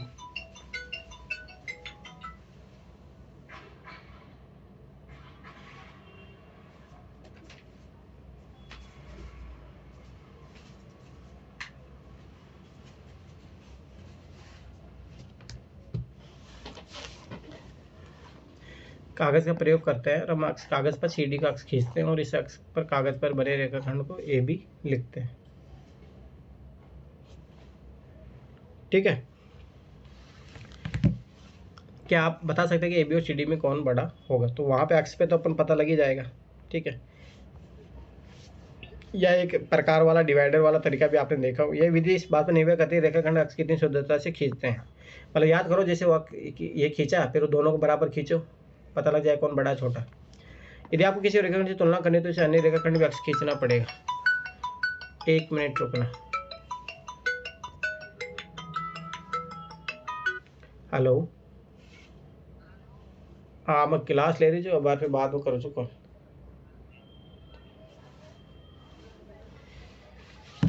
ठीक है, यह है कठिन है क्योंकि जब रेखाखंड तुलना करनी है तो आप सदैव रेखाखंड अक्ष नहीं खींच सकते। रेखाखंड अक्ष खींचने मतलब समझ रहे हो, ऐसे खींच लो, पर वो ज़्यादा हमेशा नहीं कर पाते। रूलर डिवाइडर के इसीलिए अपन बचपन में जो आपका ज्योमेट्री बॉक्स होता है उसमें ये होता था, ये वाला यूज किया है। ये याद करो, जैसे स्केल पे नाप के फिर अपन नापते थे उस तरीके से। वस्तु पहचान कीजिए। वस्तु कहती है तो हम एक रूलर एक डिवाइडर के भी यूज कर सकते हैं। 15 बराबर भागों में विभाजित है, प्रत्येक भाग की लंबाई 1 सेंटीमीटर है। इनमें से प्रत्येक ये ना सर पूरी कॉपी में छेद कर देता था सर, एक पेज में करो तो पूरे कॉपी में हो जाती थी। हाँ, ज़्यादा गहरा करोगे तब इतना गहरा चलिए करना होता है। इनमें से प्रत्येक भाग को और उपविभाजित किया गया है। ये कैसे प्रकार उपविभाजित है? प्रत्येक भाग की लंबाई क्या है? प्रत्येक सेंटीमीटर को 10 बराबर भागों में उपविभाजित किया गया है। 1 सेंटीमीटर का प्रत्येक उपविभाजित भाग 1 मिलीमीटर है। याद करो, स्केल में जो दिया रहता है ये वाला देखो, ये 10 भाग कितने मिलीमीटर से 1 सेंटीमीटर बनता है? ठीक है, तो 1 सेंटीमीटर याद रखना 10 मिलीमीटर से बनता है। तो हम 2 सेंटीमीटर 3 मिलीमीटर को कैसे लिखेंगे? 7.7 सेंटीमीटर का क्या अर्थ है? तो याद रखना 1 मिलीमीटर बराबर 0.1 सेंटीमीटर, 2 मिलीमीटर बराबर 0.2 सेंटीमीटर। ठीक है, तो इसलिए 2 सेंटीमीटर 3 मिलीमीटर लिखेंगे इसको जब 2.3 सेंटीमीटर हो। तो मान लीजिए रेखाखंड ए बी की लंबाई मापनी है। रूलर के शून्य चिन्ह पर अंकित पर एक पर रखिए और बी के सम्मुख चिन्ह पर, ये देखो यहाँ तक नाप लिया। इस रेखाखंड ए बी की लंबाई ज्ञात हो जाएगी। मान लीजिए ये लंबाई 5.8 है, हमने इस लंबाई को 5.8 सेंटीमीटर लिखा है, तो यहाँ केवल ए बी 5.8 सेंटीमीटर लिख सकते हैं। इस प्रक्रिया में त्रुटि रहने की संभावना होती है। रूलर की मोटाई के कारण उस पर अंकित चिन्हों को पढ़ने में कठिनाई हो सकती है। सोचिए और चर्चा कीजिए, लिखिए अन्य कौन सी त्रुटि कठिनाई हमारे समझ को मतलब नहीं। छोड़ो, अब मतलब ये बता रहा है कि कौन कौन सी त्रुटियाँ होती है, ये बचपन में काम आता। छोड़ो, अब छोड़ो, अब कौन सी और विधि है? डिवाइडर को खोलिए, इसकी एक और भुजा के अंत बिंदु को एक पर रखिए और दूसरी भुजा के अंत बिंदु को, इसलिए उसको ऐसे फैला के ऐसे रख लेते, उसे नाप लेते, फिर उसको यूज़ करते थे। इस फैलाव में बिना कोई परिवर्तन किए डिवाइडर को रूलर पर इस प्रकार रखिए कि अंत बिंदु रूलर के शून्य चिन्ह पर रहे। जब दूसरे अंत बिंदु के सम्मुख चिन्ह को पढ़िए। यह रेखाखंड ए बी की लंबाई है। अब देखो ये वाला तरीका, ये नॉर्मल है, इसमें ज़्यादा कुछ ऐसा कुछ नहीं है। ये इम्पोर्टेंट है। ठीक है, कोण, समकोण और ऋजु कोण। आपने भूगोल की दिशाओं के बारे में सुना। हम जानते हैं कि चीन भारत के उत्तर में और श्रीलंका दक्षिण में है। हमने यह भी जानते हैं सूर्य पूर्व में उदय होता है, पश्चिम में डूबता है। कुल मिलाकर 4 दिशाएं होती है, याद रखना ये चीज़। North, south, east, west. ठीक है, नॉर्थ उत्तर, दक्षिण, पूर्व, पश्चिम। क्या आप जानते हैं कि उत्तर के विपरीत कौन सी दिशा है? पश्चिम विपरीत कौन सी दिशा है? तो ये स्वाभाविक सी बात है। ये तो देखो क्या पूछ रहा है, उत्तर के विपरीत कौन सी है? साउथ, और पश्चिम के विपरीत पूर्व। तो नॉर्मल है, आपने किया भी होगा। ठीक है, अब देखो ये कॉन्सेप्ट मैं फिर बता रहा हूँ। देखो कोई चीज़ ज़रूरी नहीं है कि वो मैथ में काम आए, पर तो ये चीज़ याद रखना कि वो बहुत इंपॉर्टेंट है कि अपने रीजनिंग में काम आएगी। तो ये सारी चीज़ें रीजनिंग में काम आएगी। उत्तर की ओर मुख करके खड़े होइए। उत्तर की ओर खड़े हो गए, घड़ी की दिशा दक्षिणावर्त मतलब क्लॉकवाइज घूमो, तो आप पूर्व की ओर घूम जाओगे। ये चीज़ याद रखना। डायरेक्शन वाला चैप्टर उसमें काम आएगा। ठीक है, सीटिंग अरेंजमेंट में काम आएगा। ठीक है, तो ये चीज़ याद रखना। अब ये रीजनिंग के टॉपिक हो रहे हैं। आप इस समकोण के बराबर घूमकर घड़ी के दिशा में कौन समकोण और घूमी, जब आप दक्षिण की ओर मुँह कर करके खड़े हो जाएंगे। समकोण मतलब 90 डिग्री। 90 डिग्री तो देखो ये होता है, कितना होता है? अब 360 मतलब 90 डिग्री, फिर एक और 90 डिग्री, तो आप चले जाओगे साउथ में। फिर वापस से अगर 180 डिग्री आ जाओगे तो नॉर्थ में आ जाओगे। यदि आप घड़ी की विपरीत दिशा एंटी क्लॉकवाइज के समकोण घूम जाइए, समकोण मतलब 90 डिग्री। ठीक है, तो आपको मुख्य दिशा में हो गया, पुनः पूर्व में है। क्यों? विपरीत दिशा में आप घड़ी के विपरीत दिशा में घूम जाइए। तो 1 मिनट रुको, मान लो साउथ में आ गए। यदि आप एक घड़ी की विपरीत दिशा में, हाँ, जब वापस ये से घूमोगे तो ये एंटी क्लॉकवाइज हुआ ना, तो ये चीज़ याद रखने का, वापस आप नॉर्थ पे चले जाओगे। ठीक है, तो ये चीज़ याद रखना। देखो जब आप उत्तर की ओर करके खड़े तो नॉर्थ इधर है। जब आप घड़ी दिशा में एक समकोण घूमने पर पूर्व की ओर आ गए, ठीक है, पूर्व की ओर मुंह किए खड़े। एक अन्य समकोण घूमने पर दक्षिण की ओर चले जाओगे आप, ठीक है। और जब वापिस से आपको इधर यहाँ से वापिस जाओगे एंटी क्लॉकवाइज, तो वापिस से पूर्व की ओर जाओगे। उत्तर की ओर मुंह होने से दक्षिण की ओर मुंह होने तक घूमने में आप 2 समकोण घूम कर गए। क्या यह 2 समकोण के घूर्णन के बराबर नहीं है? एक घूर्णन के बराबर नहीं है, क्योंकि देखो एक चेयर एक घूर्णन बराबर 360 डिग्री। उत्तर से पूर्व तक घूमना घूर्णन एक समकोण के बराबर घूमना है। उत्तर से दक्षिण तक घूमना 2 समकोण के बराबर घूमना है। इसे रिज्यू कोण कहते हैं, याद रखना 180 डिग्री। स्ट्रेट एंगल मतलब एक सीधी रेखा के बराबर आपने कोण घुमा तो 180 डिग्री। एनएस एक सीधी रेखा है। दक्षिण और मुंह करके खड़े होइए। अब एक रिज्यू कोण के बराबर घूमे मतलब 180 डिग्री। तो किस दिशा में मुंह खड़े किए है? आप उत्तर वापस पहुंच जाओगे जब आप उत्तर की दिशा मुंह किए खड़े हैं, ठीक है। उत्तर से दक्षिण तक घूमने के लिए आप एक रिज्यू कोण के बराबर घूमें। पुनः दक्षिण से उत्तर आने में आप एक रिज्यू कोण के बराबर घूमें। इस प्रकार 2 रिज्यू कोणों के बराबर आप घूमने पर आपको प्रारंभिक स्थिति में आ जाते हो 180, 180, 360 डिग्री। तो एक पूरा घूर्णन हो जाता है। सोचिए, चर्चा कीजिए, लिखिए। आप अपनी प्रारंभिक स्थिति तक आने के लिए एक ही दिशा में कितने समकोण घूमोगे? स्वाभाविक सी बात है 4 समकोण। 4 समकोण मतलब 360 डिग्री।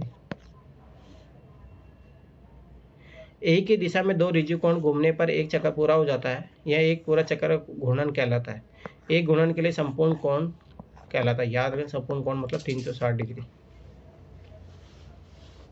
हम इन घूर्णनों को एक घड़ी पर देख सकते हैं। जब घड़ी की कोई सुई एक स्थान से अन्य स्थान पर पहुंचती है तो वहाँ एक कोण पर घूम जाती है।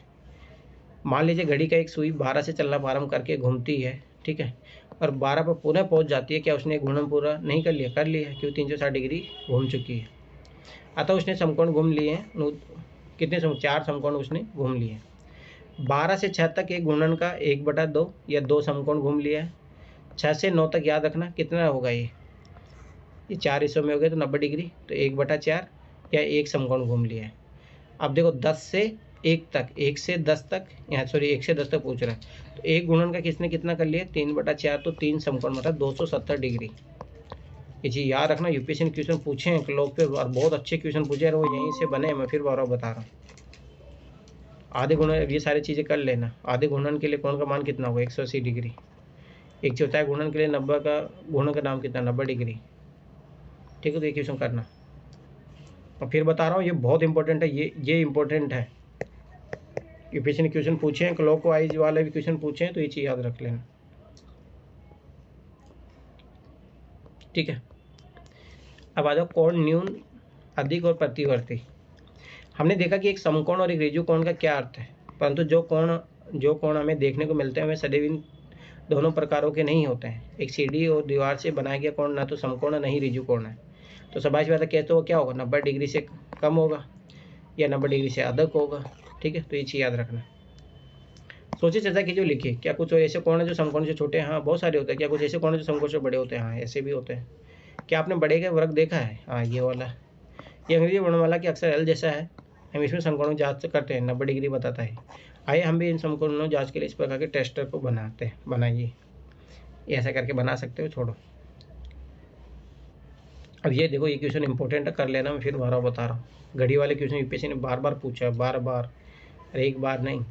ठीक है, अब देखो अन्य नाम। समकोण जो छोटा न्यून कोण कहलाता है। ये कोण न्यून कोण होता है, याद रखना। एक्यूट एंगल जब 90 डिग्री से कम होता है तो उसको न्यून कोण बोलते हैं, और जब 90 डिग्री से अधिक होता है तो उसको अधिक कोण बोलते हैं। ठीक है, तो ये चीज याद रखना। यदि कोई कोण एक समकोण से बड़ा हो तो रिज्यू कोण से छोटा हो, मतलब 180 डिग्री से तो छोटा हो, ठीक है, परंतु 90 डिग्री से बड़ा हो तो उसे अधिक कोण कहते हैं। ये चीज याद रख लेना।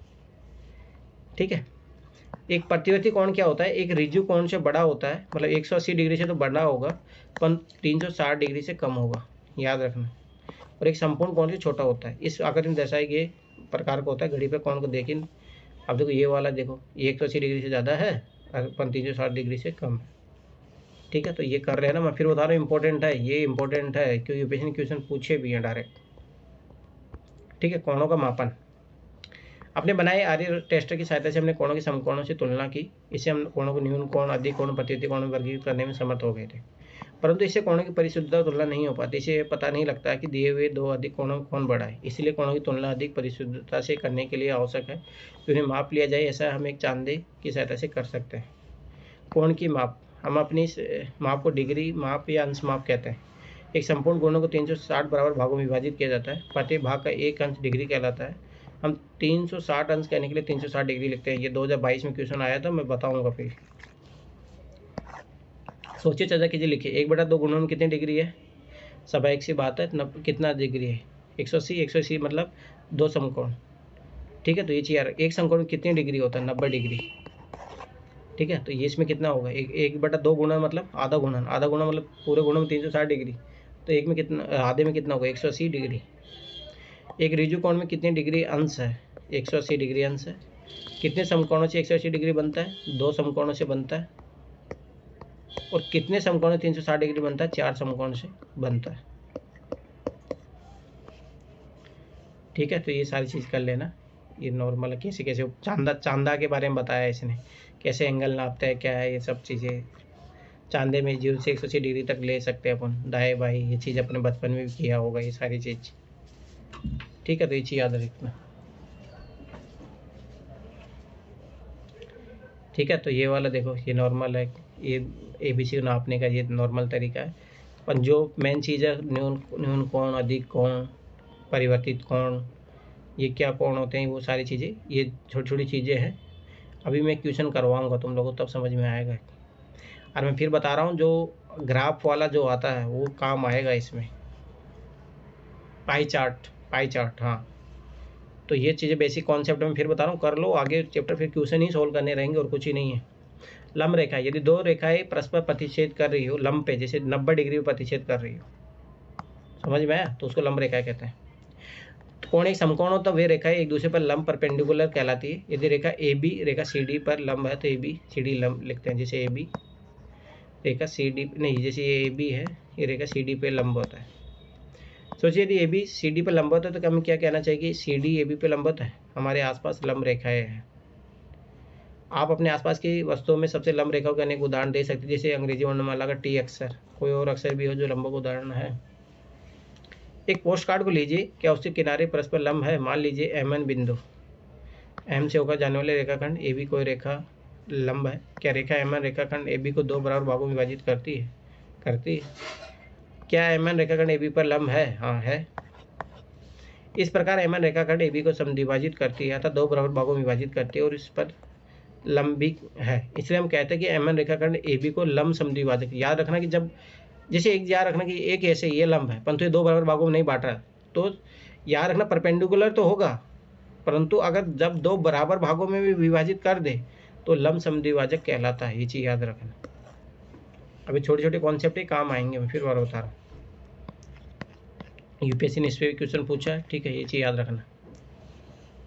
ट्राइंगल को लीजिए, इन्हें कीजिए। आई नीचे देखिए, त्रिभुजों के कोण और भुजाओं को क्रमशः चांदी रूलर से मापे। छोड़ो वो चांदी रूलर का अपना इतना काम नहीं है।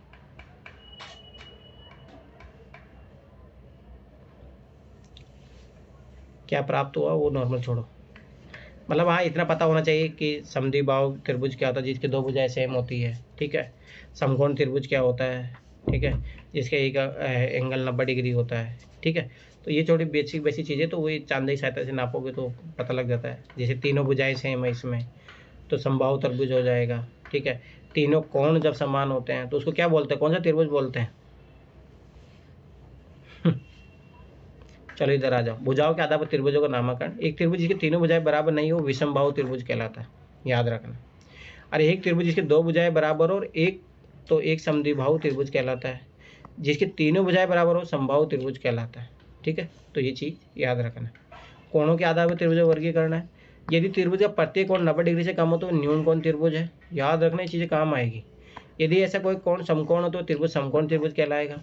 यदि इसका कोई कोण 90 डिग्री से अधिक हो तो वह कोण एक अधिक कोण कहलाएगा। तो ये चीज़ याद रखना, अधिक कोण, समकोण, न्यून कोण। छोड़ो ये नॉर्मल चीज़ है, ये कर लेना। फिर मैं और बता रहा हूँ, ये काम आएगा, ठीक है। अब चतुर्भुज, 4 भुजाओं को बहुभुज का चतुर्भुज कहलाता है, ठीक है।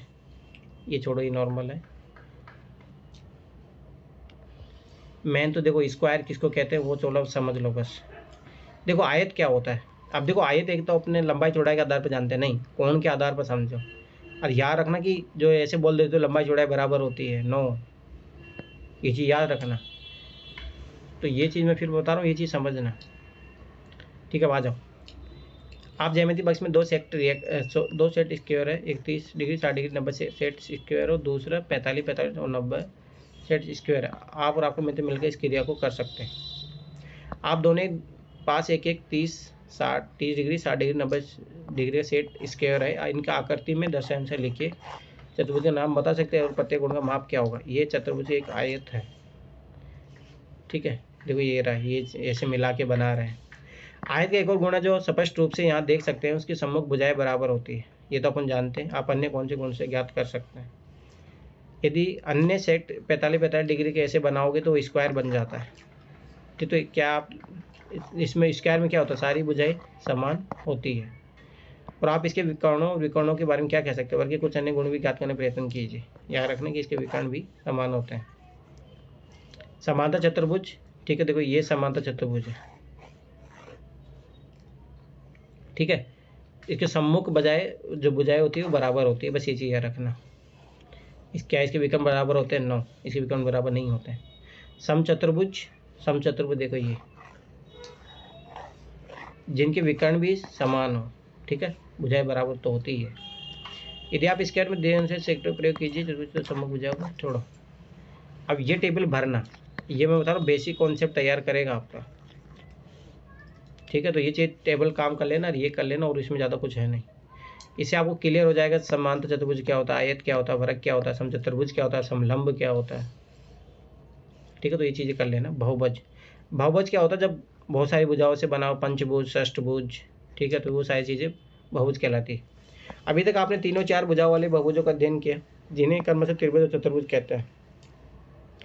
अब हम बहुभुज का उदाहरण कैसे आकृतियों के रूप में विस्तृत करने का प्रयत्न करेंगे, जिनमें 4 से अधिक भुजाएं होंगी। हम बहुभुजों की भुजाओं की संख्या के आधार पर निम्नलिखित वर्गीकृत कर सकते हैं: त्रिभुज, चतुर्भुज, पंचभुज, षड्भुज, अष्टभुज। अष्टभुज तक यूपीएससी ने क्वेश्चन पूछा है, तो ये चीज़ याद रखना, आइडिया होना चाहिए। अब इस प्रकार के आकार को अपने दैनिक जीवन में देखते हैं। खिड़कियाँ, दरवाजे, दीवारें, अलमारियाँ, ब्लैक बोर्ड, अभ्यास पुस्तक आदि सभी आयत के आकार के होते हैं। फर्श का टाइल भी आयताकार ही होता है। त्रिभुज की दृढ़ता और प्रकृति कहानी से और आकार इंजीनियरिंग निर्माणों में लाभप्रद रूप से, जैसे ब्रिज बनाते हैं जब त्रिभुज का यूज किया जाता है। मधुमक्खी अपना घर बनाने में षड्भुज के आकार की सहायता यूज लेती है, ये चीज़ याद रखना, ठीक है। तो ये नॉर्मल है, आकृति को देख के पहचानो कि कौन सा क्या है, ठीक है। अब तुम्हें लग रहा है ना, मैं अभी तुम लोगों को क्वेश्चन करवाता हूँ। देखो 6 क्लास एनसीईआरटी कंप्लीट हो गया, मैं तो कुछ क्वेश्चन करवाता हूँ तुम लोगों से। तुम लोग बोल रहे हो ना 2022 का ही करवाता हूँ मैं तुम लोगों से।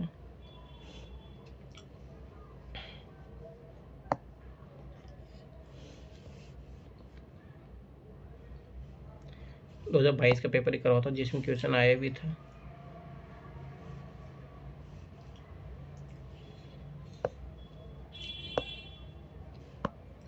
सो तो नहीं गए तुम लोग? जग रहे हो? अरे नगीना, काजल कहाँ हो?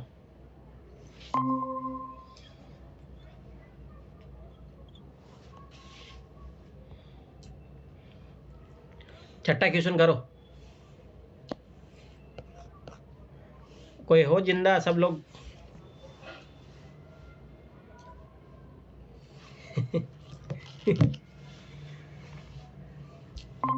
अरे कोई कुछ बोलेगा? कहाँ भाग गए सब लोग? अमित,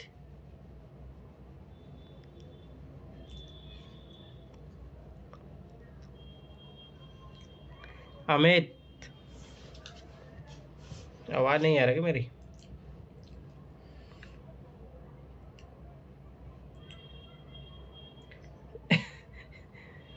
सब चले गए? इसका मतलब एनसीईआरटी पढ़ने को इच्छुक नहीं है, तो मैं नहीं पढ़ाऊँ फिर? मैं हूँ सर, मैं हूँ। तो बोल क्यों नहीं क्यों नहीं रहे हो आप? ये इधर मेरे कुछ इशू चल रहा है, लगता है नेटवर्क इशू है, क्या है मुझे पता नहीं चल रहा है। और लोग कहाँ भाग गए?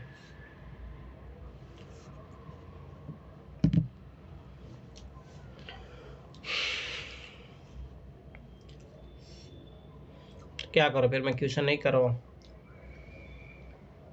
क्वेश्चन करवाइए। छठा क्वेश्चन करो। छठा करो, चौथा करो।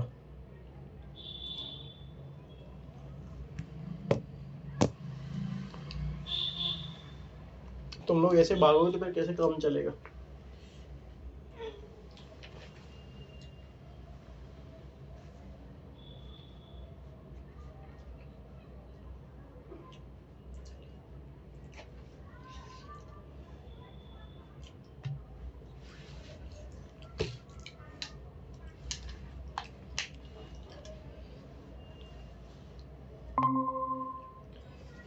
कहाँ छोड़ छोड़ के भाग जाते हो तुम लोग?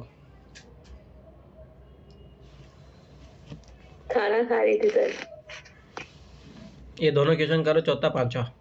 चौथा देर नहीं, रुक जाओ, मैं तुम लोग होमवर्क कर लेना, मैं तुम लोग कुछ बता रहा हूँ। देखो ये क्वेश्चन है जिसमें कोई अपने को अलग से मैथ पढ़ने की जरूरत नहीं। ये डायरेक्शन वाला जो मैंने अभी करवाया था, इससे आइडिया होकर कर बना लोगे। और मैं उधर 2011-14 तक करवा ही चुका था, ठीक है। अभी ये रुक जाओ, कोई दिक्कत नहीं, ये क्वेश्चन रुक जाओ। हाँ देखो ये क्वेश्चन अपन कर चुके हैं, आराम से बन जाएगा, ठीक। ये अभी रुक जाओ, देखो अभी मैं बता रहा हूँ ना, कुछ तुम लोग बोल रहे थे ना। देखो एक क्वेश्चन, दो क्वेश्चन, जो मतलब ऐसे कि आप आराम से बना सकते हो, उसमें कोई टाइम भी नहीं लगेगा और आराम से बन जाएगा। 3 क्वेश्चन, आगे देखो।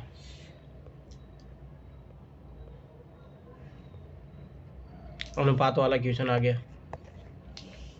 4 ये बना लोगे। 5 अच्छा, ये 3-4 बार रिपीट हो चुका है ये क्वेश्चन, 3-4 बार। ये भी बना लोगे। 7 परसेंटेज अभी नहीं पढ़ा ना अपने बहुत इजी है, ठीक है रहने दो, पर अभी नहीं पढ़ा तो कोई दिक्कत ना। 7 क्वेश्चन हो गए, ये बना लोगे।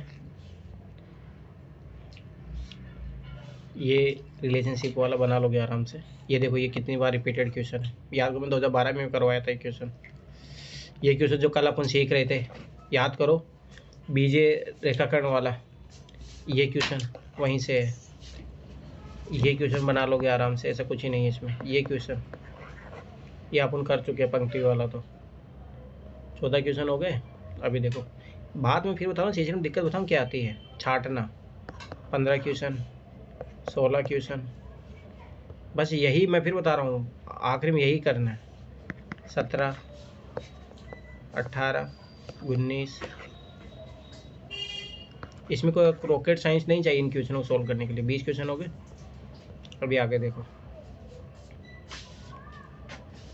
ये 21, 22, ये नोटबुक वाला आज ही किए थे अपन, याद करो आज ही किए हैं।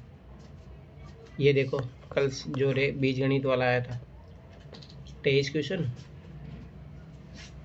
ये सीटिंग अरेंजमेंट वाला आज जो मैंने बताया था क्लॉकवाइज, बस उतना ही, उसमें उतना ही चाहिए, उससे ज़्यादा नॉलेज नहीं चाहिए उसमें। 25, 26, ये क्वेश्चन पहले भी आया हुआ 50वां क्वेश्चन।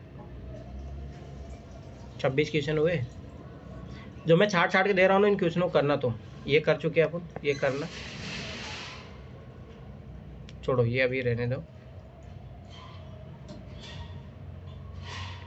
देखो ये वाला अभी जो आज किए थे अपन, ये ट्राई करना, कितने समकोण त्रिभुज खींचे जा सकते हैं। समकोण त्रिभुज के लिए दोनों प्रॉपर्टी आप बोलो। देखो ये चैप्टर इसीलिए बता रहा हूँ भाई, एनसीईआरटी एक भी चैप्टर कोई भी ऐसा फालतू का नहीं है। एक वर्त खींचो, उस पर 8 बिंदु बनाओ और उससे सोचो कितने वो बनाए जा सकते हैं। ये क्वेश्चन अपन कर चुके हैं, तो ये कितना होगा, 28।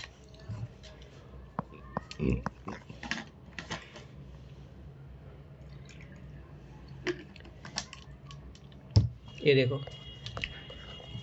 30,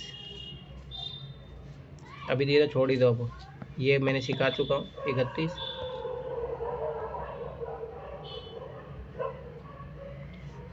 याद करो ये क्वेश्चन अपन उसी टाइप 2011-12 में भी किए थे। 32,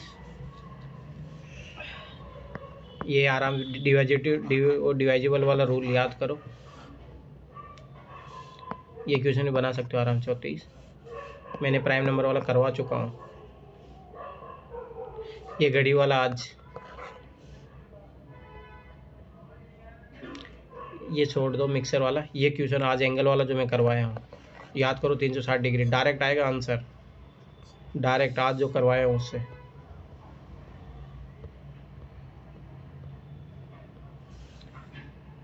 अड़तीस, 39, 40, 41, भूल जाओ, कोई ज़रूरत नहीं, इनको छोड़ दो। और ये बताओ 42 क्वेश्चन। अब बोलो तुम लोग। और मैं फिर बता रहा हूँ, ये सबसे इजी क्वेश्चन है, ऐसा नहीं है जो अभी तक पढ़े हो उसी से बन जाएगा। देखो ये क्वेश्चन मैं अभी करवा देता हूँ, ये क्वेश्चन ध्यान से समझना। 0.xy रूप में कितनी संख्या है जिन्हें जहाँ x और y भिन्न शून्येतर अंक है। मैंने शून्येतर अंक है तो भाई 0 नहीं लेना है, काट दो। 1 2 3 4 5 6 7 8 9, ठीक, पहली बात। दूसरी बात, दोनों सेम अंक नहीं होने चाहिए। अब याद करो, मैंने सिखाया था 2 अंकों की संख्या कहाँ से शुरू होती है, 10 से लेके 99 तक, ठीक है। कितने होते हैं टोटल, 90 नंबर, समझ में आया। परंतु इसमें से देखो क्या क्या रिपीट हो जाएगा। देखो शुरू करो, 11 तो ये नहीं लेना, 22 नहीं लेना, 33 नहीं लेना, 44 नहीं लेना, 55 नहीं लेना, 66 नहीं लेना, 77 नहीं लेना, 88 नहीं लेना, और उससे आगे तो जाना नहीं है। तो ये कितने हो गया, 9 कट गए। अब आगे देखो और कौन कौन सी 2 संख्याएं सेम रहेगी, ठीक है। एक्स वाई रूप की कितनी संख्या जहाँ एक्स और वाई भिन्न शून्येतर अंक है, मतलब दोनों अलग अलग होने चाहिए, ठीक है। तो 90 टोटल थी, 90 में से ये 9 तो घटा दो, ठीक। अब आगे देखो, जब अपन जैसे मान लो कि पहले भिन्न शून्येतर अंक होनी चाहिए, तो 10 नहीं लेंगे, 20 नहीं लेंगे, 30 नहीं लेंगे, 40 नहीं लेंगे, 50 नहीं लेंगे, 60 नहीं लेंगे, 70 नहीं लेंगे, 80 नहीं लेंगे और 90 नहीं लेंगे, ठीक है। और सॉरी यहाँ तक वो भी आएगा, मतलब कितना था, 77 99 है, क्योंकि 99 तो 2 अंकों संख्या होती है। तो 9 ये हो जाएंगे, 9 ये हो जाएंगे, 18 घटा दो, आंसर आ गया। अब बोलो इसमें कौन सा रॉकेट साइंस है। तो ये 90 किधर से लाया सर। अरे 90 2 अंकों की संख्या कितनी होती है, 2 अंकों की संख्या 10 से शुरू होती है और कहाँ तक होती है, 99 तक होती है। तो टोटल संख्या कितनी है, 90 तो है ये। अब मुझे बताओ, और याद रखना यही है, बस सीसीआरटी पेपर में छाट छाट के करना है। अभी मैंने 40-42 क्वेश्चन बताए हैं, इस पर प्रैक्टिस करना है यार। ऐसे क्वेश्चन जो आराम से बन जाएंगे, मैंने ऑलरेडी वो हटा ही दिए जिन पे कोई दिमाग लग रहा था ना। अब ये देखो मैंने कल भी करवाया था ये क्वेश्चन एवरेज वाला। अब मुझे बताओ 42 क्वेश्चन मिले नहीं मिले, और मैं हर पेपर में बता दूंगा तुम्हें। और अभी तो 6 क्लास के एनसीईआरटी ही पढ़े हैं अपन, और उसी के आधार पे होंगे ये, और कोई अलग वो नहीं है,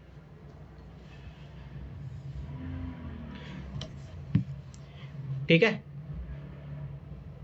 मैं फिर बता रहा हूँ, ऐसा कोई भी इसमें नहीं है। देखो ये देखो, 1000 से बड़ी वह लघुत्तम कौन सी है, बड़ी वह लघुत्तम संख्या कौन सी है, लघुत्तम संख्या पूछा है पहली बात, ठीक है। जिसे 6, 9, 12, 15, 18 में से किसी एक से भी विभाजित करे तो शेषफल 3 बचे। अब याद करो, एक तो तरीका बच्चों वाला तरीका तुम भाग देख रहे हो, 9 एलसीएम एचसीएफ वाला तरीका सिखाया था मैंने तुम लोगों को, समझ में आया।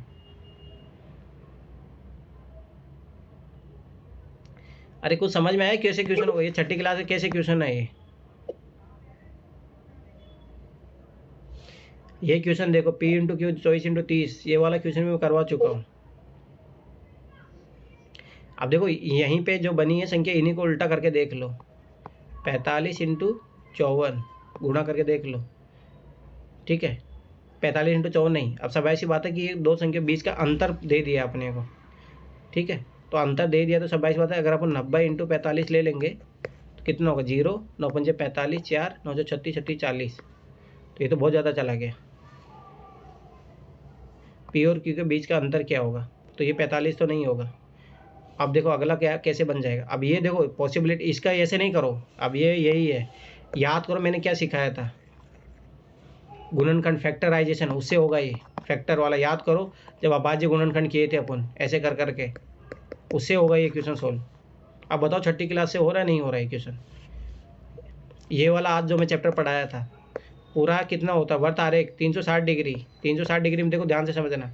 जो आज मैंने वो पढ़ाया था समानुपात रेशियो वाला पढ़ाया था, उसे हो जाएगा। देखो ABCD ये बताया गया है, खर्चा बताया गया है, BCD और E क्रमशः 90 डिग्री, 50 डिग्री, 45 डिग्री, 50 डिग्री संकट, एक A पर कितना प्रतिशत मध्य व्यय हुआ।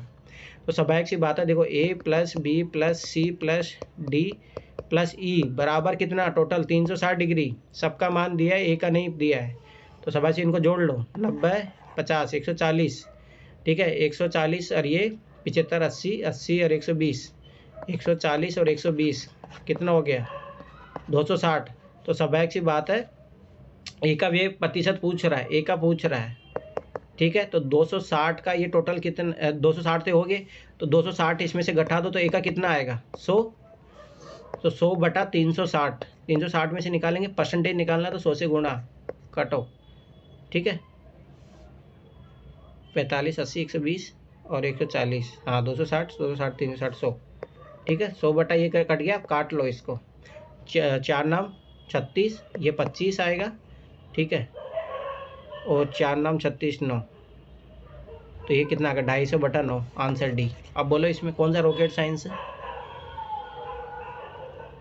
मैं फिर बता रहा हूँ, ये एनसीईआरटी 6 to 8 एनसीईआरटी कर लोगे, मैं गारंटी के साथ बता रहा हूँ, तुम लोग 50 क्वेश्चन करने के लिए तैयार हो जाओगे। 50 क्वेश्चन 42 क्वेश्चन तो मैं तुम्हें अभी बता दिया। ये पैसेज के अलावे रीजनिंग और मैथ से, हाँ रीजनिंग और मैथ से, और क्या मैं तुम्हें ये क्वेश्चन के पैसेज वाले बताए हूँ, जाके देखो। और इसमें कोई ऐसा रॉकेट साइंस नहीं लग रहा है, तुम लोगों के सामने ही कर रहा हूँ मैं क्वेश्चन। और जो अपन बस यही है कि तुम लोगों ने कितना उसका एप्लीकेशन सीखा है, जो अपन ने पढ़ा उसका एप्लीकेशन, जैसे एलसीएम एचसीएफ का ये वाला क्वेश्चन देखो। 24 पुरुष और 12 महिला एक काम को 30 दिनों में करते हैं, पूरा कर सकते हैं। 12 पुरुष और 24 महिलाएं उसी काम को कितने दिनों में पूरा करेंगे। 30 दिन गलत, 30 दिन से अधिक गलत, 30 दिन से कम दिन है, 30 दिन से अधिक। देखो एक चीज़ याद रखना, अपन बिना किसी का कैपेसिटी ऑफ वर्क जाने कभी कुछ भी नहीं बता सकते, इसलिए डी आंसर आएगा। मैं फिर बता रहा हूँ, इसमें एक भी ऐसा क्वेश्चन नहीं है। लगभग ये मान के चलो आराम से तुम्हें 40 क्वेश्चन ऐसे मिलेंगे। आज ये जगह ये चैप्टर करवाया था, 8 बिंदु लो समान दूरी पे किसी वृत्त पर, और इन बिंदु शीर्ष और व्यास को एक भुजा को लेकर कितने समकोण। देखो व्यास क्या होता है ये पता होनी चाहिए। शीर्ष आज मैंने बताया था वर्टेक्स, ऐसे करके बनेगा। चलो ठीक है, अब डिपेंड मैं फिर बार बता रहा हूँ, तुम लोग होमवर्क नहीं करोगे ना तो ये चीज़ें देखो, ये क्वेश्चन देखो कितनी बार रिपीट हो चुका है। चलो ठीक है, 10 मिनट का कितना हो गया 7:53 हो गया ना, तो 8 बजे सब लोग आ जाना, हिस्ट्री को कंप्लीट करेंगे आज जितना चैप्टर हो सकता है। 5-6 मिनट का रेस्ट करो, फिर अपन शुरू करते हैं हिस्ट्री।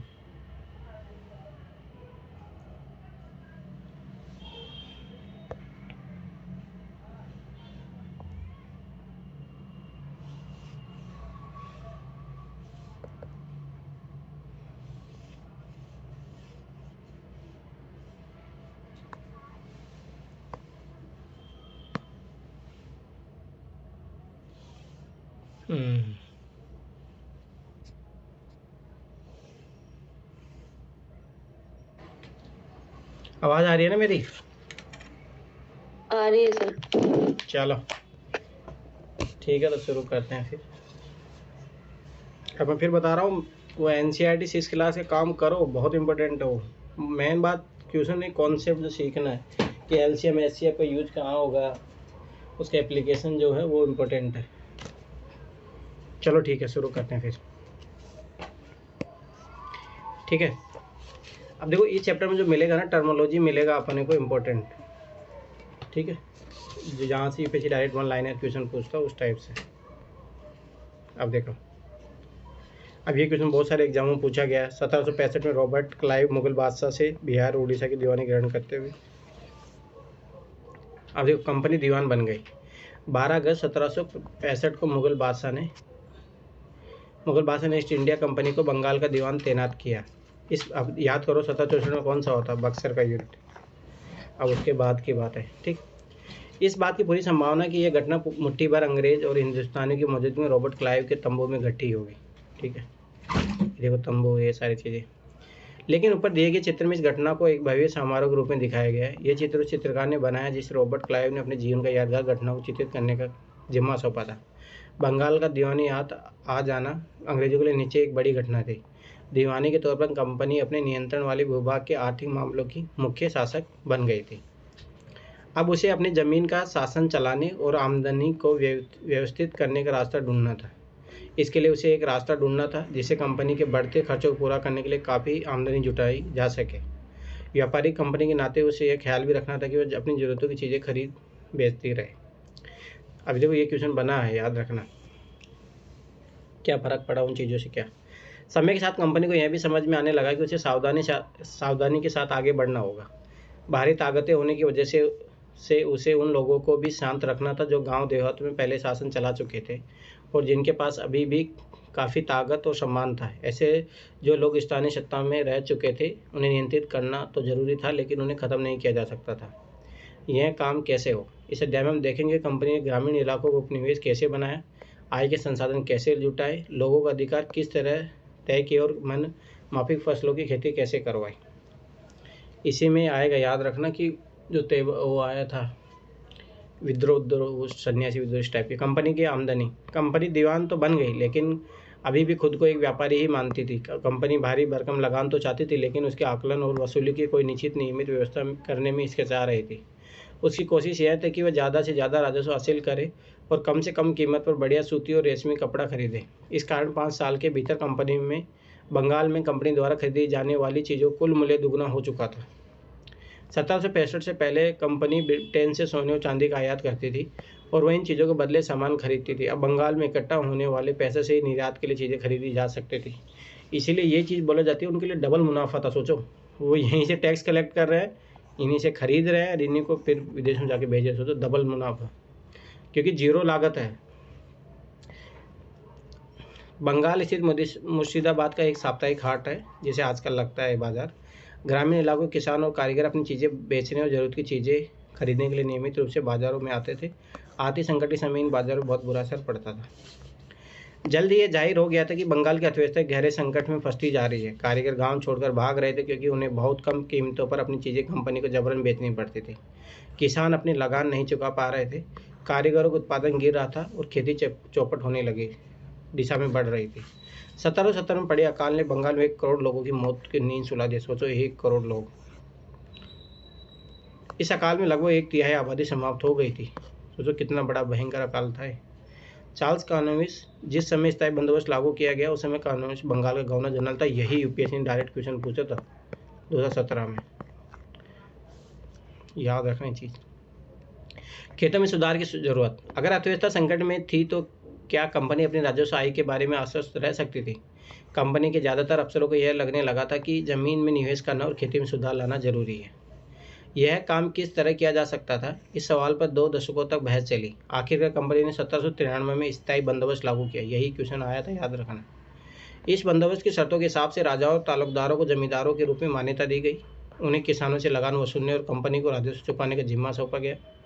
ठीक है, उनकी ओर से चुकाई जाने वाली राशि स्थायी रूप से तय कर दी गई थी।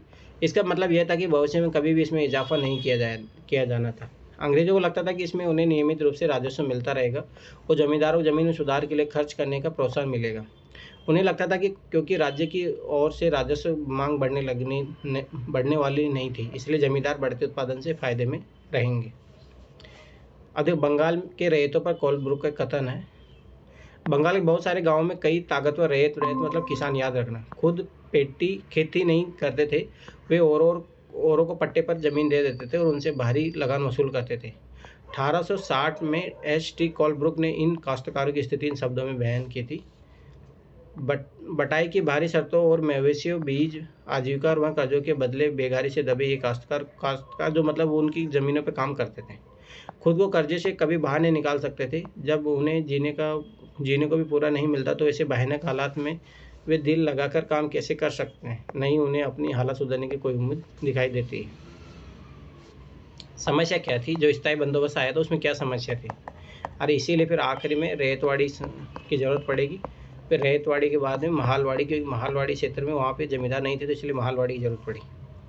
समस्या क्या थी? मगर स्थायी बंदोबस्त ने भी समस्या पैदा कर दी। कंपनी के अफसरों ने पाया कि अभी भी जमींदार जमीन में सुधार के लिए खर्चा नहीं कर रहे थे।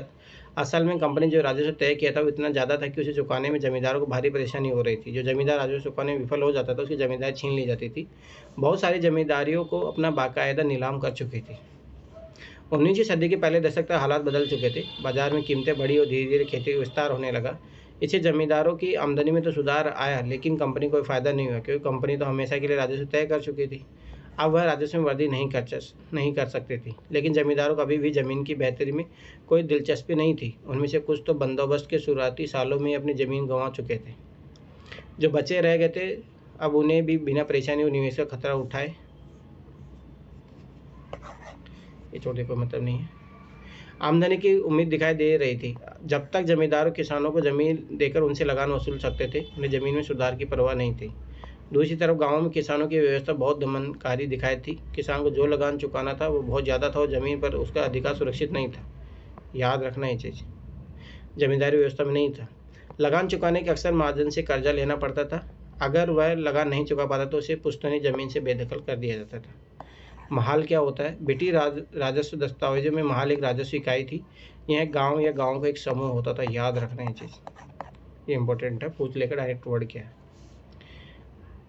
मद्रास का गवर्नर टॉमस मुनरो ने 1826 में लागू किया था। याद रखना ये चीज़, ठीक है। और ये यूपीएससी 2017 में क्वेश्चन बना था, और वो स्थायी बंदोबस्त वाला पहले भी आया था। एक नई व्यवस्था 19वीं सदी की शुरुआत में ही कंपनी के बहुत सारे अधिकारियों को इस बात का यकीन हो चुका था कि राजस्व बंदोबस्त में दोबारा बदलाव लाना जरूरी है। जहाँ कंपनी को शासन और व्यापार पर अपने खर्चे चलाने के लिए पैसों की जरूरत हो तो वह स्थायी रूप से राजस्व तय करके कैसे काम चला सकता है। सबाई सी बात है, जब फिक्स उन्होंने कर दिया तो उनके खर्चे बढ़ते जा रहे थे, उनको नए सितर जीतने थे, तो कैसे काम चलता, तो इनको नई व्यवस्था की जरूरत पड़ी।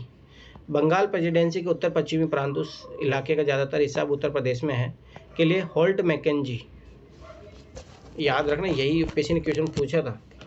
और मैं फिर बता रहा हूँ, बहुत सालों से क्वेश्चन आया नहीं है, तो चांसेस बनते हैं 2017 के बाद को क्वेश्चन आया नहीं है, तो चांसेस है।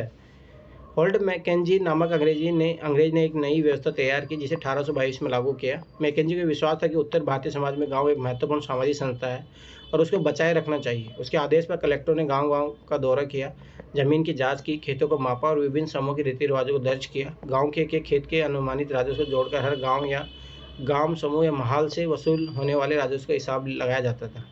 इस राजस्व को स्थायी रूप से तय नहीं किया गया, बल्कि उसमें समय समय पर संशोधनों की गुंजाइश रखी गई। याद रखना, इसमें फिक्स नहीं था। इसमें राजस्व इकट्ठा करने और उसे कंपनी को अदा करने का जिम्मा जमींदार के बजाय गांव के मुखिया को सौंपा गया। इस व्यवस्था को महालवारी बंदोबस्त का नाम दिया गया। मुनरो व्यवस्था ब्रिटिश नियंत्रण वाले दक्षिणी भारतीय इलाकों में स्थायी बंदोबस्त की जगह नई व्यवस्था को अपनाने का प्रयास किया जाने लगा। वहाँ जो नई व्यवस्था विकसित हुई थी उसे रैयतवारी का नाम दिया गया। कैप्टन अलेक्जेंडर रीड ने टीपू सुल्तान के साथ चले युद्धों के बाद कंपनियों द्वारा कब्जे में लिए गए कुछ इलाकों में इस व्यवस्था को आजमा कर भी देख लिया था। टॉमस मुनरो ने इस व्यवस्था को विकसित किया और धीरे धीरे पूरे दक्षिण भारत पर व्यवस्था लागू कर दी गई। याद रखना ये चीज़। रीड और मुनरो को लगता था कि दक्षिण में परंपरागत जमींदार नहीं थे, इसलिए उनका तर्क था कि उन्हें सीधे किसानों से ही बंदोबस्त करना चाहिए जो पीढ़ी से ज़मीन पर खेती करते आ रहे हैं। राजस्व आकलन से उनके खेतों का सावधानीपूर्वक और अलग से सर्वेक्षण किया जाना चाहिए। मुनरो को माना था कि अंग्रेजों के पिता की भांति किसानों की रक्षा करनी चाहिए। कल्पना कीजिए आप किसान के प्रतिनिधि की स्थिति से कंपनी शासन करते ग्रामीण इलाके छोड़ो, सब कुछ ठीक नहीं था। नई व्यवस्था लागू होने के बाद महज कुछ साल के भीतर उसमें समस्या देखने लगी। जमीन से होने वाली आमदनी बढ़ाने चक्कर में राजस्व अधिकारियों ने बहुत ज़्यादा राजस्व तय कर दिया। किसान राजस्व चुका नहीं पा रहे थे, रैयत गाँव से भाग रहे थे। बहुत सारे गाँव में गाँव वीरान हो गए थे। आशावादी अफसरों की उम्मीद थी कि नई व्यवस्था किसानों को संपन्न उद्यमशील किसान बना देगी, लेकिन ऐसा नहीं हुआ। अब देखो, यहाँ से यूपीएससी 2020 में क्वेश्चन आया था, याद रखना। अभी मैं बताऊंगा कौन सा क्वेश्चन। यूरोप के लिए फसलें। अंग्रेजों ने यह भी महसूस किया कि ग्रामीण इलाके न केवल राजस्व प्रदान कर सकते हैं, बल्कि वहाँ यूरोप की जरूरतों के हिसाब से सही फसलें भी पैदा की जा सकती हैं। 18वीं सदी के आखिर तक कंपनी ने अफीम और नील की खेती पर पूरा जोर लगा दिया। इसके बाद लगभग 150 साल तक अंग्रेज देश के विभिन्न भागों में किसी न किसी फसल के लिए किसानों को मजबूर करते रहे। बंगाल में पटसन के लिए, असम में चाय के लिए, संयुक्त प्रांत मतलब यूपी में गन्ना के लिए, पंजाब में गेहूं के लिए, महाराष्ट्र पंजाब में कपास और मद्रास के लिए, और मद्रास में चावल के लिए। याद रखना चाहिए। यह कैसे किया गया? अंग्रेजों ने अपनी जरूरतों की फसलों को खेती फैलाने के लिए कई तरीके अपनाए। आइए इस तरह की एक फसल उत्पादन की एक पद्धति को अच्छी तरीके से समझें। एक कलमकारी छाप 20वीं सदी का भारत का, और मॉरिस कॉटन छाप 19वीं सदी का उत्तरार्ध इंग्लैंड है। क्या रंग का कोई इतिहास है? चित्र 5 और 6 में सूती कपड़ों के छापों की 2 तस्वीरें दी गई है। बाई तरफ चित्र 5 की तस्वीर में भारत में आंध्र प्रदेश के बुनकरों द्वारा बनाई गई कलमकारी। यूपीएससी ने पूछा कलमकारी पेंटिंग, डायरेक्ट यूपीएससी ने पूछा है। 14-15 में क्वेश्चन मिलेगा आपको। दूसरी तरफ ब्रिटेन के प्रसिद्ध कवि और कलाकार विलियम मॉरिस द्वारा बनाए गए फूल वाले छापे हैं। दोनों छापों में एक बात समान है, दोनों में ही गहरे नीले रंग का इस्तेमाल किया गया है। इसे आमतौर पर नील कहा जाता है। क्या आप जानते हैं ये रंग किस तरह पैदा किया गया? इन छापों में आपको जो नीला रंग दिखाई दे रहा है वह नील नाम के एक पौधे से निकाला जाता है। इस बात की काफ़ी संभावना है 19वीं सदी में ब्रिटेन में मॉरिस के छापों में इस्तेमाल किया गया नीला रंग भारत में उगने वाले नील के पौधे से तैयार किया गया होगा। उस समय भारत में दुनिया का नील का सबसे बड़ा स्रोत था। भारतीय नील की मांग क्यों थी? ध्यान से समझना है इस चीज़ को। नील का पौधा मुख्य रूप से उष्ण कटिबंधीय इलाकों में उगता है। 13वीं सदी तक इटली, फ्रांस और ब्रिटेन के कपड़ा उत्पादक कपड़े की रंगाई के लिए भारतीय नील का इस्तेमाल कर रहे थे। उस समय भारतीय नील की बहुत थोड़ी मात्रा यूरोपीय बाजारों में पहुंचती थी। उसकी कीमत भी बहुत ऊंची रहती थी, इसलिए यूरोपीय कपड़ा उत्पादकों को बैंगनी और नीले रंग बनाने के लिए वुड नामक एक और पौधे पर निर्भर रहना पड़ता था। वुड पौधा शीतोष्ण क्षेत्र में उगता था, इसलिए यूरोप में आसानी से मिल जाता था। उत्तरी इटली और दक्षिणी फ्रांस और जर्मनी और ब्रिटेन के कई हिस्सों से यह पौधा उगता था। नील के साथ प्रतिस्पर्धा से परेशान यूरोप के वुड उत्पादकों ने अपनी सरकार पर दबाव डाला कि नील की आयात पर पाबंदी लगा दी। मगर कपड़े को रंगने वाले तो नील को ही पसंद करते थे। नील से बहुत चमकदार नीला रंग मिलता था, जबकि वुड से मिलने वाला रंग बेजान और फीका होता था। 7वीं सदी के आते आते यूरोपीय कपड़ा उत्पादकों ने नील की आयात पर लगी पाबंदी में ढील लेने के लिए अपनी सरकारों को राजी कर लिया।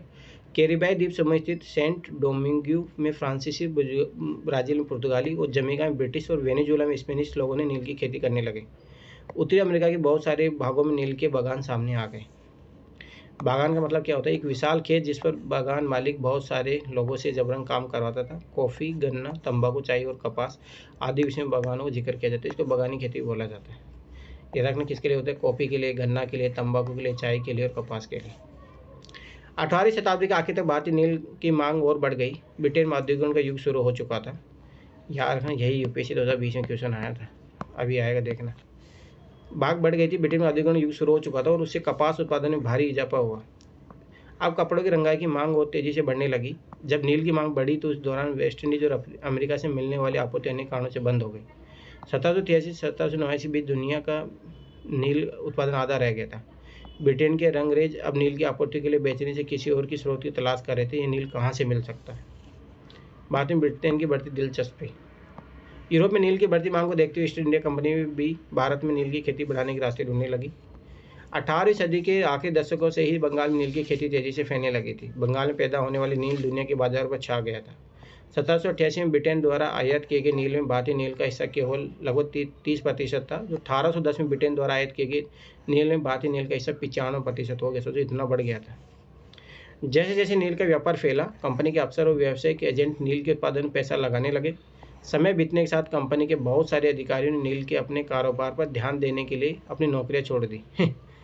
भारी मुनाफे की उम्मीद में स्कॉटलैंड और इंग्लैंड के बहुत सारे लोग भारत आए। उन्होंने नील के बागान लगा दिए। जिनके पास नील की पैदावार के लिए पैसा नहीं था, उन्होंने कंपनियों नए नए बैंक कर्ज देने को तैयार रहते थे। सेंट डोमिंगो में गुलामों की बगावत, अगस्त 1791 जनवरी। इसका चित्र है ये।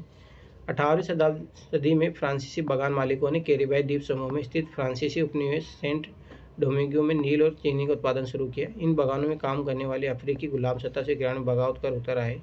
उन्हें बागान जला दिए और अपने धनी मालिकों को मार डाला। 1792 में फ्रांस ने अपने उपनिवेशों में दास प्रथा समाप्त कर दी। इन घटनाओं की वजह से कैरिबियाई द्वीपों में नील की खेती ठप हो गई थी। नील की खेती कैसे होती थी? नील की खेती दो मुख्य तरीके थे, नीज और रेती। नीज खेती की व्यवस्था में बागान मालिक खुद अपनी ज़मीन में नील का उत्पादन करते थे। या तो वह ज़मीन खरीद लेते थे, दूसरे जमींदार से ज़मीन भाड़े पर ले लेते थे और मजदूरों को काम पर लगाकर नील की खेती करते थे। गुलाम क्या होता है? ऐसा व्यक्ति जो किसी दास स्वामी की परिसंपत्ति होता है। याद रखना चाहिए, गुलाम के पास कोई आज़ादी नहीं होती, उसे अपने मालिक के लिए काम करना पड़ता है। तुम्हें पता है उस टाइम ऐसा बोला जाता था, गुलाम को अगर बोल दिया कि जाके फांसी खा के मर जाओ तो मरना पड़ता था उसको। You can not deny order. समझ लो ये चीज़, ये हालत थी। निजी खेती की समस्या है। बहुत बार ऐसा होता था कि जहर दे के उसका जो मन करता था वो करवाते थे लोग। निजी खेती की समस्या है। बागान मालिकों को निज खेती का क्षेत्रफल फैलाने में मुश्किल आ रही थी। नील की खेती केवल उपजाऊ जमीन पर ही की जा सकती थी। ऐसी जमीनों पर आबादी से पहले ही बहुत ज़्यादा थी। यहाँ वहाँ छोटे मोटे खेती उनके हाथ लग पाते थे। नील को खेती करने के लिए उन्हें बड़े बड़े भूखंड की जरूरत थी। इस तरह की ज़मीनें उन्हें कहाँ से मिल सकती थी? उन्होंने नील को फैक्ट्री के इर्द गिर्द पट्टे पर जमीन लेने का प्रयास किया और वहाँ के किसानों को हटवा दिया। इसे टकराव तनाव पैदा हो जाता था। मजदूरों का इंतजाम करना भी आसान नहीं था। बड़े बागान के लिए बहुत सारी मजदूरों की ज़रूरत होती थी। मजदूरों की ज़रूरत भी सबसे ज़्यादा उसी समय होती थी जब किसान धन की खेती में व्यस्त रहते थे। बड़े पैमाने पर नीच खेती के लिए बहुत सारे हल बैलों की जरूरत थी। 1 बीघा नील की खेती के लिए 2 हल चाहिए थे। इसका मतलब यह था कि अगर किसी बागान मालिक के पास 1000 बीघा जमीन हो तो उसे 2000 हलों की जरूरत पड़ती। हलों को खरीदना, उनका रखरखाव एक बड़ी समस्या थी। किसानों से भी हल नहीं मिल सकते थे, उन्होंने अपने लिए ही इन चीज़ों की जरूरत होती थी। जिस समय नील के उत्पादों की जरूरत होती थी उसी समय किसानों के हल बैल भी चावल के खेतों में व्यस्त रहते थे। 19वीं सदी के आगे तक बागान मालिक नीच खेती का क्षेत्रफल फैलाने में हिचकिचाते थे। इस व्यवस्था के तहत नील की पैदावार 25% से भी कम जमीन आती थी। बाकी जमीन रेती के अंतर्गत आती थी। बीघा मतलब क्या होता है तो जानते हो कि जमीन की एक माप है। ब्रिटिश शासन से पहले बीघे का आकार अलग अलग होता था। बंगाल में अंग्रेजों ने इसके क्षेत्रफल करीब 1/3 एकड़ तय कर दिया था। रेतों की जमीन पर नील की खेती। रेत मतलब किसान। रेती व्यवस्था के तहत बागान मालिक रेतों के साथ एक अनुबंध करते थे। कई बार वे गांव के मुखियाओं को भी रेतों की तरफ से समझौता करने के लिए बाध्य कर देते थे। जो अनुबंध पर दस्तखत कर देते थे उन्हें नील उगाने के लिए कम ब्याज दर पर बागान मालिकों से नगद कर्जा मिल जाता था। कर्जा लेने वाले रेत को अपनी कम से कम 25% जमीन पर नील की खेती करनी होती थी। बागान मालिक बीज और उपकरण मुहैया कराते थे, जबकि मिट्टी को तैयार करने, बीज बोने और फसल की देखभाल करने का जिम्मा काश्तकारों के ऊपर था। काश्तकार मतलब जो एक्चुअल में वहाँ काम कर रहे हैं। 19वीं सदी की शुरुआत में बंगाल मजदूर नील की खेती करते हुए भारत में नील के पौधों की कटाई अधिकांश पुरुष ही करते थे। जब कटाई के बाद फसल बागान मालिकों को सौंप दी जाती थी तो रेतों को नया कर्जा मिल जाता था और वहीं चक्कर दोबारा शुरू हो जाता था। अब देखो ऐसे ले जा रहा, खेतों में फैक्ट्री लाया जा रही नील के पौधे का गट्ठर। नील के उत्पादन कैसे होता था ये सोचो। बीटर वॉट, ठीक है, किण्वन हौद, यहाँ उसको गलाया जाता था। नील की खेती के पास स्थित एक कारखाना विलियम सिप्सन का चित्र है। नील के पौधे हौद तक औरत ही ढोकर लाती थी। अब जो चित्र 12 में क्या, हौद में गोल बनाया जा रहा है। हिलाने वाला यहाँ खड़ा नील मजदूर हौद में पड़े गोल को हिलाने के लिए इस्तेमाल होने वाला पेंडल ये खड़ा है। इन मजदूर 8 घंटे से भी ज़्यादा समय तक कमर तक भरे नील के गोल में खड़े रहना पड़ता था। वाट क्या है, किण्वन अथवा संगणन पात्र। तो ये थोड़ा याद रखना, इस टाइप की बड़ी पेज पूछ लेता है। नील गांव आमतौर पर बागान मालिकों की फैक्ट्री के आसपास ही होते थे। कटाई के बाद नील के पौधों कारखाने में स्थित वेट्स हौद में पहुंचा दिया जाता था। रंग बनाने के लिए 3 या 4 कुंडों की जरूरत पड़ती थी। प्रत्येक हौद का अलग अलग काम था। नील के पौधों से पत्ते को तोड़कर पहले एक कुंड में गर्म पानी में कई घंटों तक डुबाया जाता था। इस हौद को किण्वन या स्टीपर कुंड कहा जाता था। जब पौधे किण्वन हो जाते थे, द्रव्य में बुलबुल उठने लगते थे। जब सड़ी हुई पत्तियों को निकाल दिया जाता था और द्रव्य को एक और हौद में छान लिया जाता था। दूसरा हौद पहले हौद के ठीक नीचे होता था। दूसरे हौद बीटर वाटर में जब इस घोल को लगातार हिलाया जाता था तो पेडलों से खंगाला जाता था। जब ये द्रव्य हरा और उसके बाद नीला हो जाता तो हौद में चूने का पानी डाला जाता था। धीरे धीरे नीले की पपड़ियाँ जम जाती थी और ऊपर साफ द्रव्य निकल आता था। द्रव्य को छान कर अलग कर लिया जाता था और नीचे जमी नील की गाद या नील की लुगदी को दूसरे कुंड में निथार कुंड में डाल दिया जाता था। उसके बाद उसे निचोड़ कर बिक्री के लिए सुखा दिया जाता था। बिक्री के लिए तैयार नील। यहाँ हम उत्पादन की आखिरी अवस्था देख सकते हैं। दबा कर साँचों में डाल देगी नील की लुगदी को काटकर मजदूर उन पर मोहर लगा रहे हैं। पीछे वाले हिस्से में एक मजदूर इन टुकड़ों को सुखाने के लिए ले जा रहा है। इतना ज़्यादा इंपॉर्टेंट है, बस बात है वो थोड़ा कुछ वर्ड जो दिया वो काम के। जो किसान पहले इन कर्जों से बहुत आकर्षित थे उन्हें जल्दी समझ में आ गया कि ये व्यवस्था कितनी कठोर है। उन्हें नील की जो कीमत मिलती थी वो बहुत कम थी और कर्जों का सिलसिला कभी खत्म नहीं होता था। समस्या और भी थी। बागान मालिक चाहते थे कि किसान अपने सबसे बड़े खेतों में नील की खेती करे, लेकिन नील के साथ परेशानी यह थी कि उसकी जड़ें बहुत गहरी होती थी और ये मिट्टी की सारी ताकत खींच लेती थी। नील की कटाई के बाद वहाँ धान की खेती नहीं की जा सकती थी। तो ये तो समझ बात है उनके लिए। अब इसीलिए नील विद्रोह का यूपीएससी ने इसका क्वेश्चन ही पूछा 2 बार। नील विद्रोह उसके बाद मार्च 1859 में बंगाल के हजारों रेतों ने नील की खेती से इनकार कर दिया। जैसे जैसे विद्रोह फैला, रेतों ने बागान मालिकों को लगान चुकाने से भी इनकार कर दिया। वे तलवार, भाले और तीर कमान लेकर नील की फैक्ट्री पर हमला करने लगे। औरतें अपने बर्तन लेकर लड़ाई में कूद पड़ी। बागान मालिकों के लिए काम करने वालों को सामाजिक बहिष्कार कर दिया गया। बागान मालिकों की तरफ से लगान वसूली के लिए आने वाला गुमशुदा एजेंटों की पिटाई की गई। रेतों ने कसम खा ली थी कि न तो वे नील की खेती के लिए कर्जा लेंगे और न ही बागान मालिकों के लठियालों के लाठीदारों गुंडों से डरेंगे। नील के किसान चुप बैठने को तैयार नहीं थे, क्योंकि उन्हें बगावत की ताकत कहाँ से मिली। इसमें कोई शक नहीं कि नील की खेती अत्यंत दमनात्मक थी, लेकिन जो लोग दबे होते हुए हमेशा बगावत नहीं करते, कभी कभी ही होता है।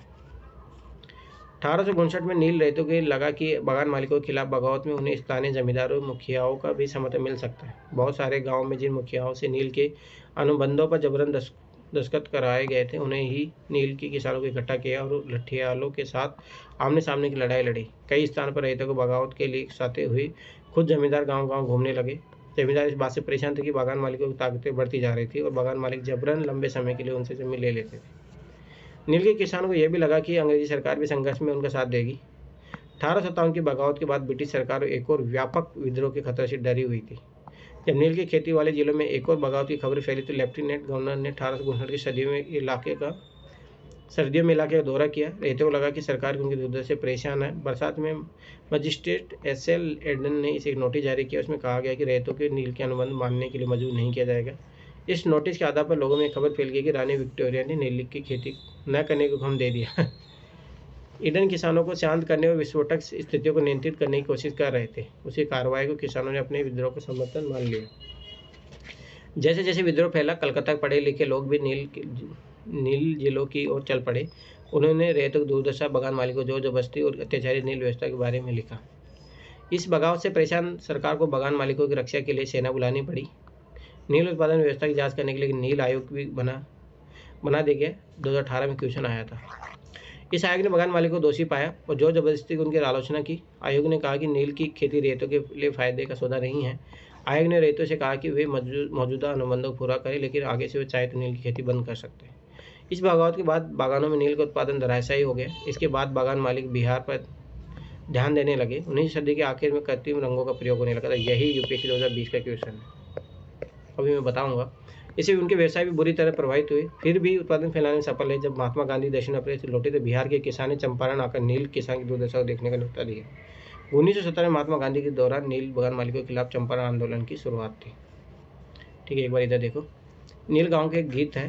संघर्ष के क्षणों में लोग एक दूसरे को उत्साह बढ़ाने और सामूहिकता का भाव पैदा करने के लिए अक्सर गीत गाते थे। इस तरह के गीतों से हमें उनकी भावनाओं को पता चलता है। नील विद्रोह के दौरान बंगाल के निचले इलाकों में बहुत सारे गीत सुनाई देते हैं। इनमें से एक गीत इस प्रकार है। मोला हाथी के बगान मालिक की लंबी लंबी लाठियां दूर इकट्ठी पड़ी है। कोलकाता के बाबू इस बड़ी लड़ाई को देखने के लिए नावों के जरिए पहुंच चुके हैं। इस बार तो सभी रेत तैयार है, चुपचाप मार नहीं सहेंगे। अब वे बिना लठियालों की मुकाबला किए अपनी जान नहीं गंवाएंगे। कल्पना कीजिए आप नील आयोग के सामने गवाही दे रहे हैं। WS सीटन कार आपसे पूछते रेत की सूरत में आप नील खेती कर सकते हैं। छोड़ो, भीख मांग लूंगा परंतु नील नहीं उगाऊंगा। चांदपुर थाना हरियाणा के नील काश्तकारी हाजी मुल्ला से मंगलवार 5 जून 1860 को नील आयोग ने सदस्यों से बात की। हाजी मुल्ला ने कुछ जवाब इस तरह दिए। WS सीटन कौर नील आयोग के अध्यक्ष थे। क्या अब तुम नील की खेती करने के लिए तैयार हो? अगर नहीं तो तुम किस तरह की शर्तों पर खेती करना चाहोगे? हाजी मुल्ला, मैं नील उगाने को तैयार नहीं हूँ। मुझे नहीं पता कि कोई भी नई शर्त मुझे संतुष्ट कर सकती है। क्या तुम ₹1 प्रति बंडल कीमत पर भी खेती नहीं करना चाहते? नहीं, मैं नहीं करूँगा। नील उगाने के बजाय मैं कहीं और चला जाऊँगा, भीख मांग लूँगा परंतु नील नहीं उगाऊँगा। मतलब ये बताना चाह रहे कि कितने परेशान हैं वो लोग। ठीक है, तो ये सारे क्वेश्चन कर लेना। अभी देखो मैं कुछ क्वेश्चन बताता हूँ जो दोनों क्वेश्चन आए हुए हैं। ठीक है, एक बार रुक जाओ, क्वेश्चन करो एक बार रुको। एक तो यूपीएससी 2022 में ही क्वेश्चन आया था।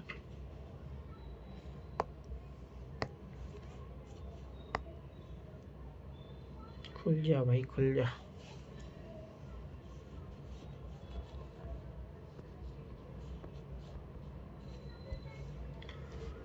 हम्म, 2022 क्यों खोला मैंने? 20 खोलना था।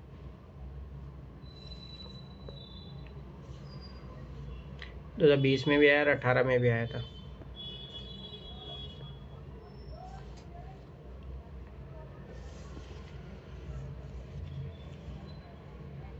मतलब उस चैप्टर से एक इम्पोर्टेंट क्वेश्चन बना था जो आखिरी लाइन में मिला अपने को।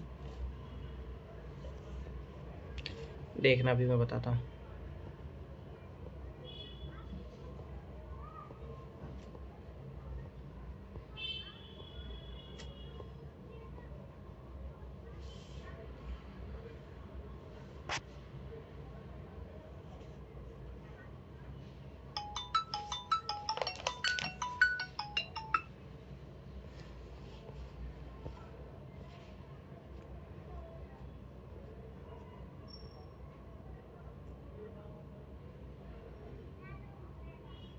हम्म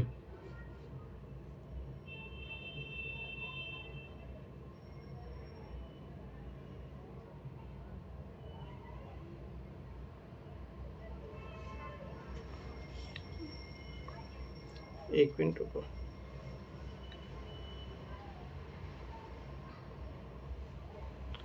चलो रुको।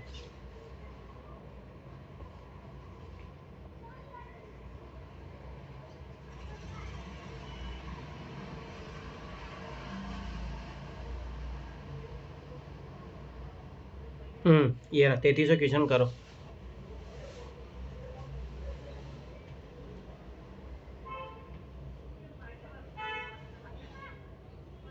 आंसर बताओ इसका 3300 क्वेश्चन का। सर ए होगा, नील के उत्पादकों के अत्याचारी आचरण के प्रति काश्तकारों का विरोध। बस यही पढ़ाई चल रही है। अभी तुम लोगों के सामने जब मैं बताया, विश्व बाजार में इसका लाभ करो ना।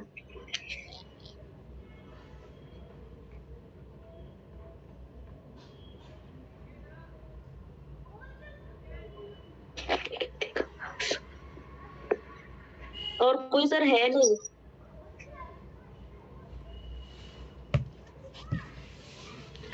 भारत में 20वीं शताब्दी के आरंभ में नील की खेती का ह्रास किया हुआ। नील के उत्पादकों के अत्याचारी आचरण के प्रति काश्तकारों का विरोध। नई खोजों के कारण विश्व बाजार में इसका लाभकार होना। बी आंसर आएगा इसका। और अभी मैं आखिरी उस लाइन में तुम्हें करवा रहा था, यही है। तुम लोग कितना ध्यान से पढ़ रहे हो चीजों को। अब देख, सदी के आखिर में कृत्रिम डायरेक्ट दिया है, डायरेक्ट यहाँ पे। तो फोकस हट गया था सर। तो फिर ऐसे ही होता है।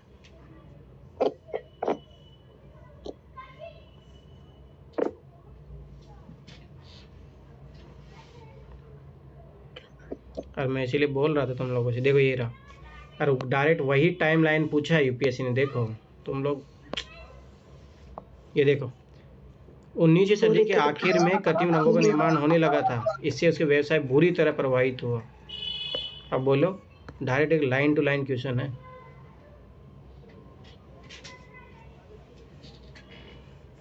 अब ये 2018 का एक और क्वेश्चन करवाता हूँ। तुम लोग गलती, यही तो चीज़ है। यूपीएससी को पकड़ो इस माइन्यूट लेवल पे जाके। अब देखो, इसीलिए वो ये ऑप्शन दिया है। सब बच्चे ये ऑप्शन नहीं मार के आएंगे। नील विद्रोह था, संताल विद्रोह था शायद। इसमें संताल विद्रोह वाला पूछा था।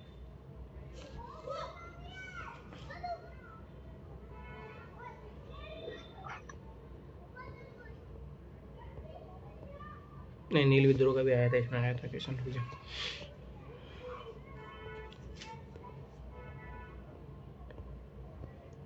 मैं फिर बता रहा हूँ, वो क्वेश्चन जो देखो वो एनसीईआरटी से सोल्व होगा। वो क्वेश्चन की मैंने वो सही किया था, पर मैंने उसको वर्ल्ड हिस्ट्री के नॉलेज के आधार पर उसको सही किया था मैंने। मुझे याद था कि उस कारण से वो लॉस में चले जाता उसका, मेरा इसलिए सही हो गया था वो।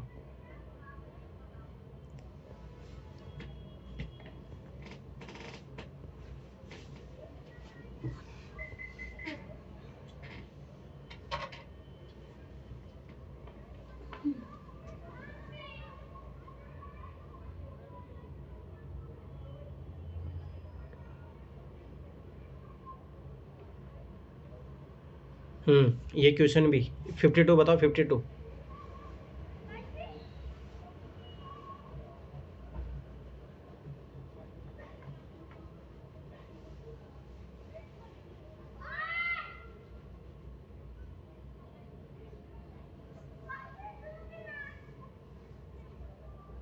क्या हुआ नगीना, बताओ।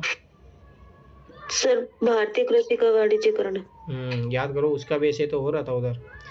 ये संताल विद्रोह है। मैं सोचा था अभी नहीं, इसे नील विद्रोह भी आया था इसमें, भी मैं बता रहा। मिलान वाले में आया था।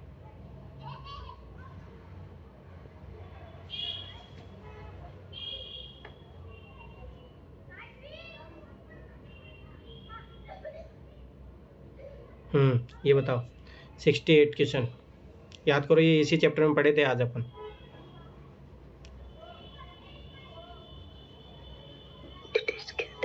सर इसमें कपास होगा। रेशम होगा। कपास बंगाल से होता था? बंगाल से तो होता था। अच्छा,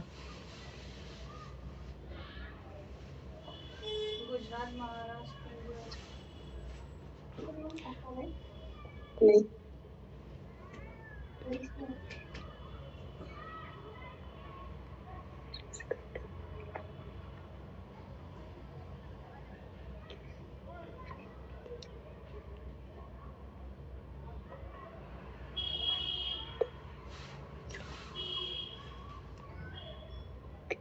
समझ रहे हो? और इस चैप्टर में डायरेक्ट दिया था। डी होगा सर, कपास रेशम।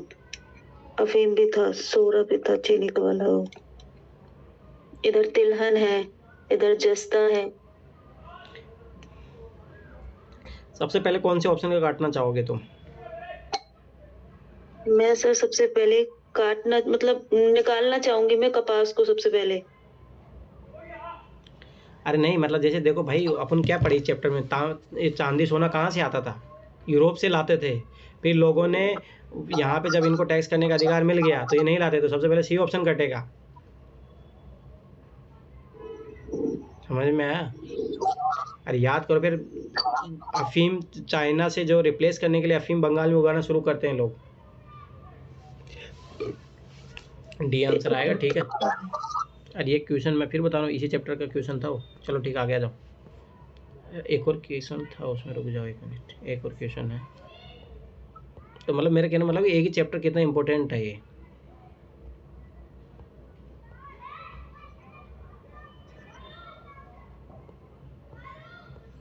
अभी तुमने 2017 वाला क्वेश्चन नहीं बताया, उसमें 2017 में ये देखो, सबसे पहले घटना कौन सी हुई थी? दीनबंधु ने नील दर्पण का लेखन किया। स्वामी दयानंद आर्य समाज की स्थापना होती है 1875 में। दीनबंधु मित्र ने नील दर्पण का 1859 में, इसी पे याद रखो, इसी पे विद्रोह हुआ था। बंकिम चंद्र चट्टोपाध्याय ने आनंद मठ का लेख कब किया? ये भी बाद में होता है। सत्येंद्रनाथ टैगोर के इंडियन सिविल सर्विस की परीक्षा 1867 1800 इसमें करता है, तो इसलिए भी आंसर आएगा इसका। तो मेरे देखो, नील दर्पण मतलब मेरा कहने मतलब कि यहाँ पे भी आंसर आ रहा है नील दर्पण के अकॉर्डिंग, अगर नील दर्पण का आपको पता हो तो।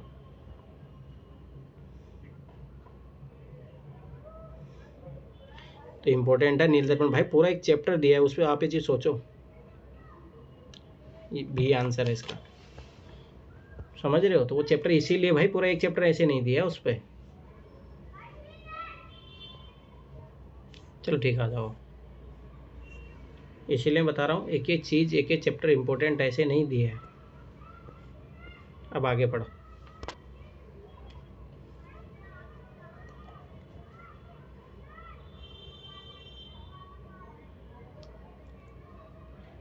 देखो ये स्टेटमेंट, इसीलिए बता रहा हूँ, ये कर लेना क्वेश्चन। ये देखो कि खो से नील की अंतर्राष्ट्रीय मांग को बुरा असर पड़ा, यही आंसर था।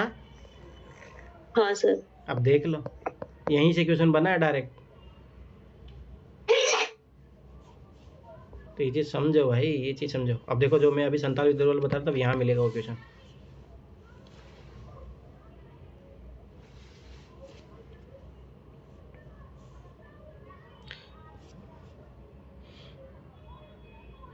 ये है ना, ये क्वेश्चन पूछा था। चलो ऐसा करो, यूपीएससी के जो क्वेश्चन है, जो मैंने आज 2022 वाले पेपर में बताए थे, वो क्वेश्चन करना, और मैथ वाला वो सारा काम करो। तुम लोग मैथ में बहुत पीछे चल रहे हो, ठीक है? इस चैप्टर को फिर मंडे को पढ़ेंगे, ठीक है? आज ही मैं बता रहा हूँ, जाके एक बार सारा पहले एनसीईआरटी का काम करो, मैथ वाला, ठीक है? उसके बाद में फिर ये मैंने 2022 वाले क्वेश्चन बोले हैं वो बनाना, और एक बार 6ठी क्लास से सारी कंप्लीट हो जाएगी, एक बार रिवाइज कर लेना, उसमें हाईलाइट जो मैंने करवाए थे, इंपॉर्टेंट पॉइंट बताए, उसको शॉर्ट नोट्स बना लो, साथ के साथ ये दोनों काम करो। फिर उसके बाद में ये एनसीईआरटी वाले क्वेश्चन लगाओ, और फिर उसके बाद 2022 वाला पेपर बनाओ। नहीं बने तब मुझे बताना, बन जाएगा, मैं गारंटी साथ बता रहा। रोज 40-43 क्वेश्चन मैंने बताया ना, 35 क्वेश्चन तो आप आराम से बना लोगे, 35 क्वेश्चन तो आराम से, उसमें कुछ भी जो नहीं आएगा, अगर 6 क्लास की एनसीईआरटी आपने अच्छे से कर ली है तो, ठीक है? और कल सुनो, कल मैं फिर बार बता रहा हूँ, कल आप लोगों को सैटरडे है ना, तो कल आप 2015 का जीएस और सीसेट यूपीएससी वाली टाइमिंग पे ही दो, ठीक है। फिर संडे को आप 2016 का GSOC सेट। अरे स्कोर मेरे को बताओ कितना आ रहा है, क्या है, तुम लोग किस लेवल पे पहुंचे हो, क्या है। अब देखो ये सर आप आएंगे क्या कल? नहीं, मैं क्या, मेरा टेस्ट भी रहता तो मेरा तो आप उस पर ट्राई ये करोगे, आप अपनी तरफ से ईमानदारी करके यूपीएससी वाली टाइमिंग पे दो। हो सकता है शायद कल मैं करवा दूँ, पर संडे को तो नहीं करवा पाऊँगा। संडे को मेरा खुद का टेस्ट रहता, कल तो करवा दूंगा मैं इसी टाइम में, कल मैं भी दे लूँगा टेस्ट। ठीक है, एक बार कॉल कर लेना अगर मैं अवेलेबल हो जाऊँगा, नहीं हो जाऊँगा मैं। ठीक है, चलो ठीक है फिर, बाय बाय, गुड नाइट। एक क्वेश्चन और भेजा मैंने आपके पास, व्हाट्सएप पे देखो उसे। एक मिनट, हाँ वो जो ये दृष्टि वाला तुमने भेजा है। हाँ, इसमें क्या देखो, याद करो, ये तो अपने पढ़े थे, हिंदुस्तान के नक्शे तैयार करने का रॉबर्ट क्लाइव ने जेम्स रीनेल को दिया था।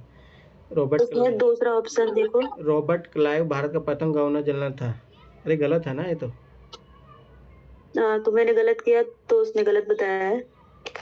अरे तो तुमने 1 2 3 मार दिया। भारत का कहाँ था वो? हाँ तो भारत का वारेन हेस्टिंग था ना भारत का तो प्रथम गवर्नर जनरल, तो वो सेकंड स्टेटमेंट गलत है, सी आंसर आएगा। भारत का ही था सर, वो बंगाल का गवर्नर जनरल था हेस्टिंग।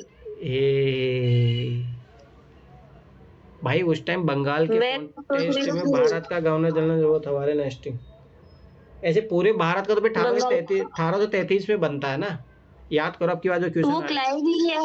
क्लाइव है, हे भगवान, इधर आओ तुम्हें 2 थप्पड़। 1833 के एक्ट में कौन था भाई? 1833 के एक्ट में कौन था? रॉबर्ट क्लाइव तो वो था भाई जो उधर बक्सर का युद्ध लड़ा, प्लासी का युद्ध लड़ा। रॉबर्ट क्लाइव वो है, तुम कहाँ दिमाग लगा रही हो? 1833 तो कौन था सर 1833 में? 1833 में वो जिंदा रहेगा तब तक, याद करो कल उसके बारे में कितना पढ़े थे अपन। गवर्नर जनरल ऑफ इंडिया बनाया गया था बेंटिक। कहाँ खोए रहते हो तुम, कहाँ? थोड़ा सा कॉमन सेंस लगा। आंसर सही है, मेरी गलत कैसे हो गया? अब पता चला क्यों गलत हुआ। यही छोटी छोटी गलती होती है, ठीक है। थोड़ा मतलब इसका मतलब ये है कि ऐसा नहीं है तुम्हें पता नहीं है, बात ये है कि मिस इन्फॉर्मेशन हो रहा हो, तो यू हैव टू क्लियरिटी। तो क्लियरिटी तभी आएगी, बाबा रिविजन करो। ऐसे थोड़ा कॉमन सेंस भी सोचो, अपन कल पढ़ रहे थे बस 1757 प्लासी के युद्ध में आता है, वो 1764 में आता है। और याद करो कल ही अपन पढ़े थे उस पर, जब वो 1780 में से चले जाता है, उस पर केस चलता है, फिर मर जाता है, सुसाइड कर लेता है, तो कहाँ वो रहेगा? कॉमन सेंस लगाओ ना। तो यही चीज़ें इसीलिए तो डिटेल में पढ़ी जाती है, ताकि आप चीज़ों को मेमोराइज करो। देखो अपने को फैक्ट कोई काम नहीं आने वाला कि वो कब मर गया क्या, अपन तो इससे एक चीज़ें मेमोराइज कर सकते हो। ठीक है, ठीक सर, चलो ठीक है, बाय बाय, गुड नाइट।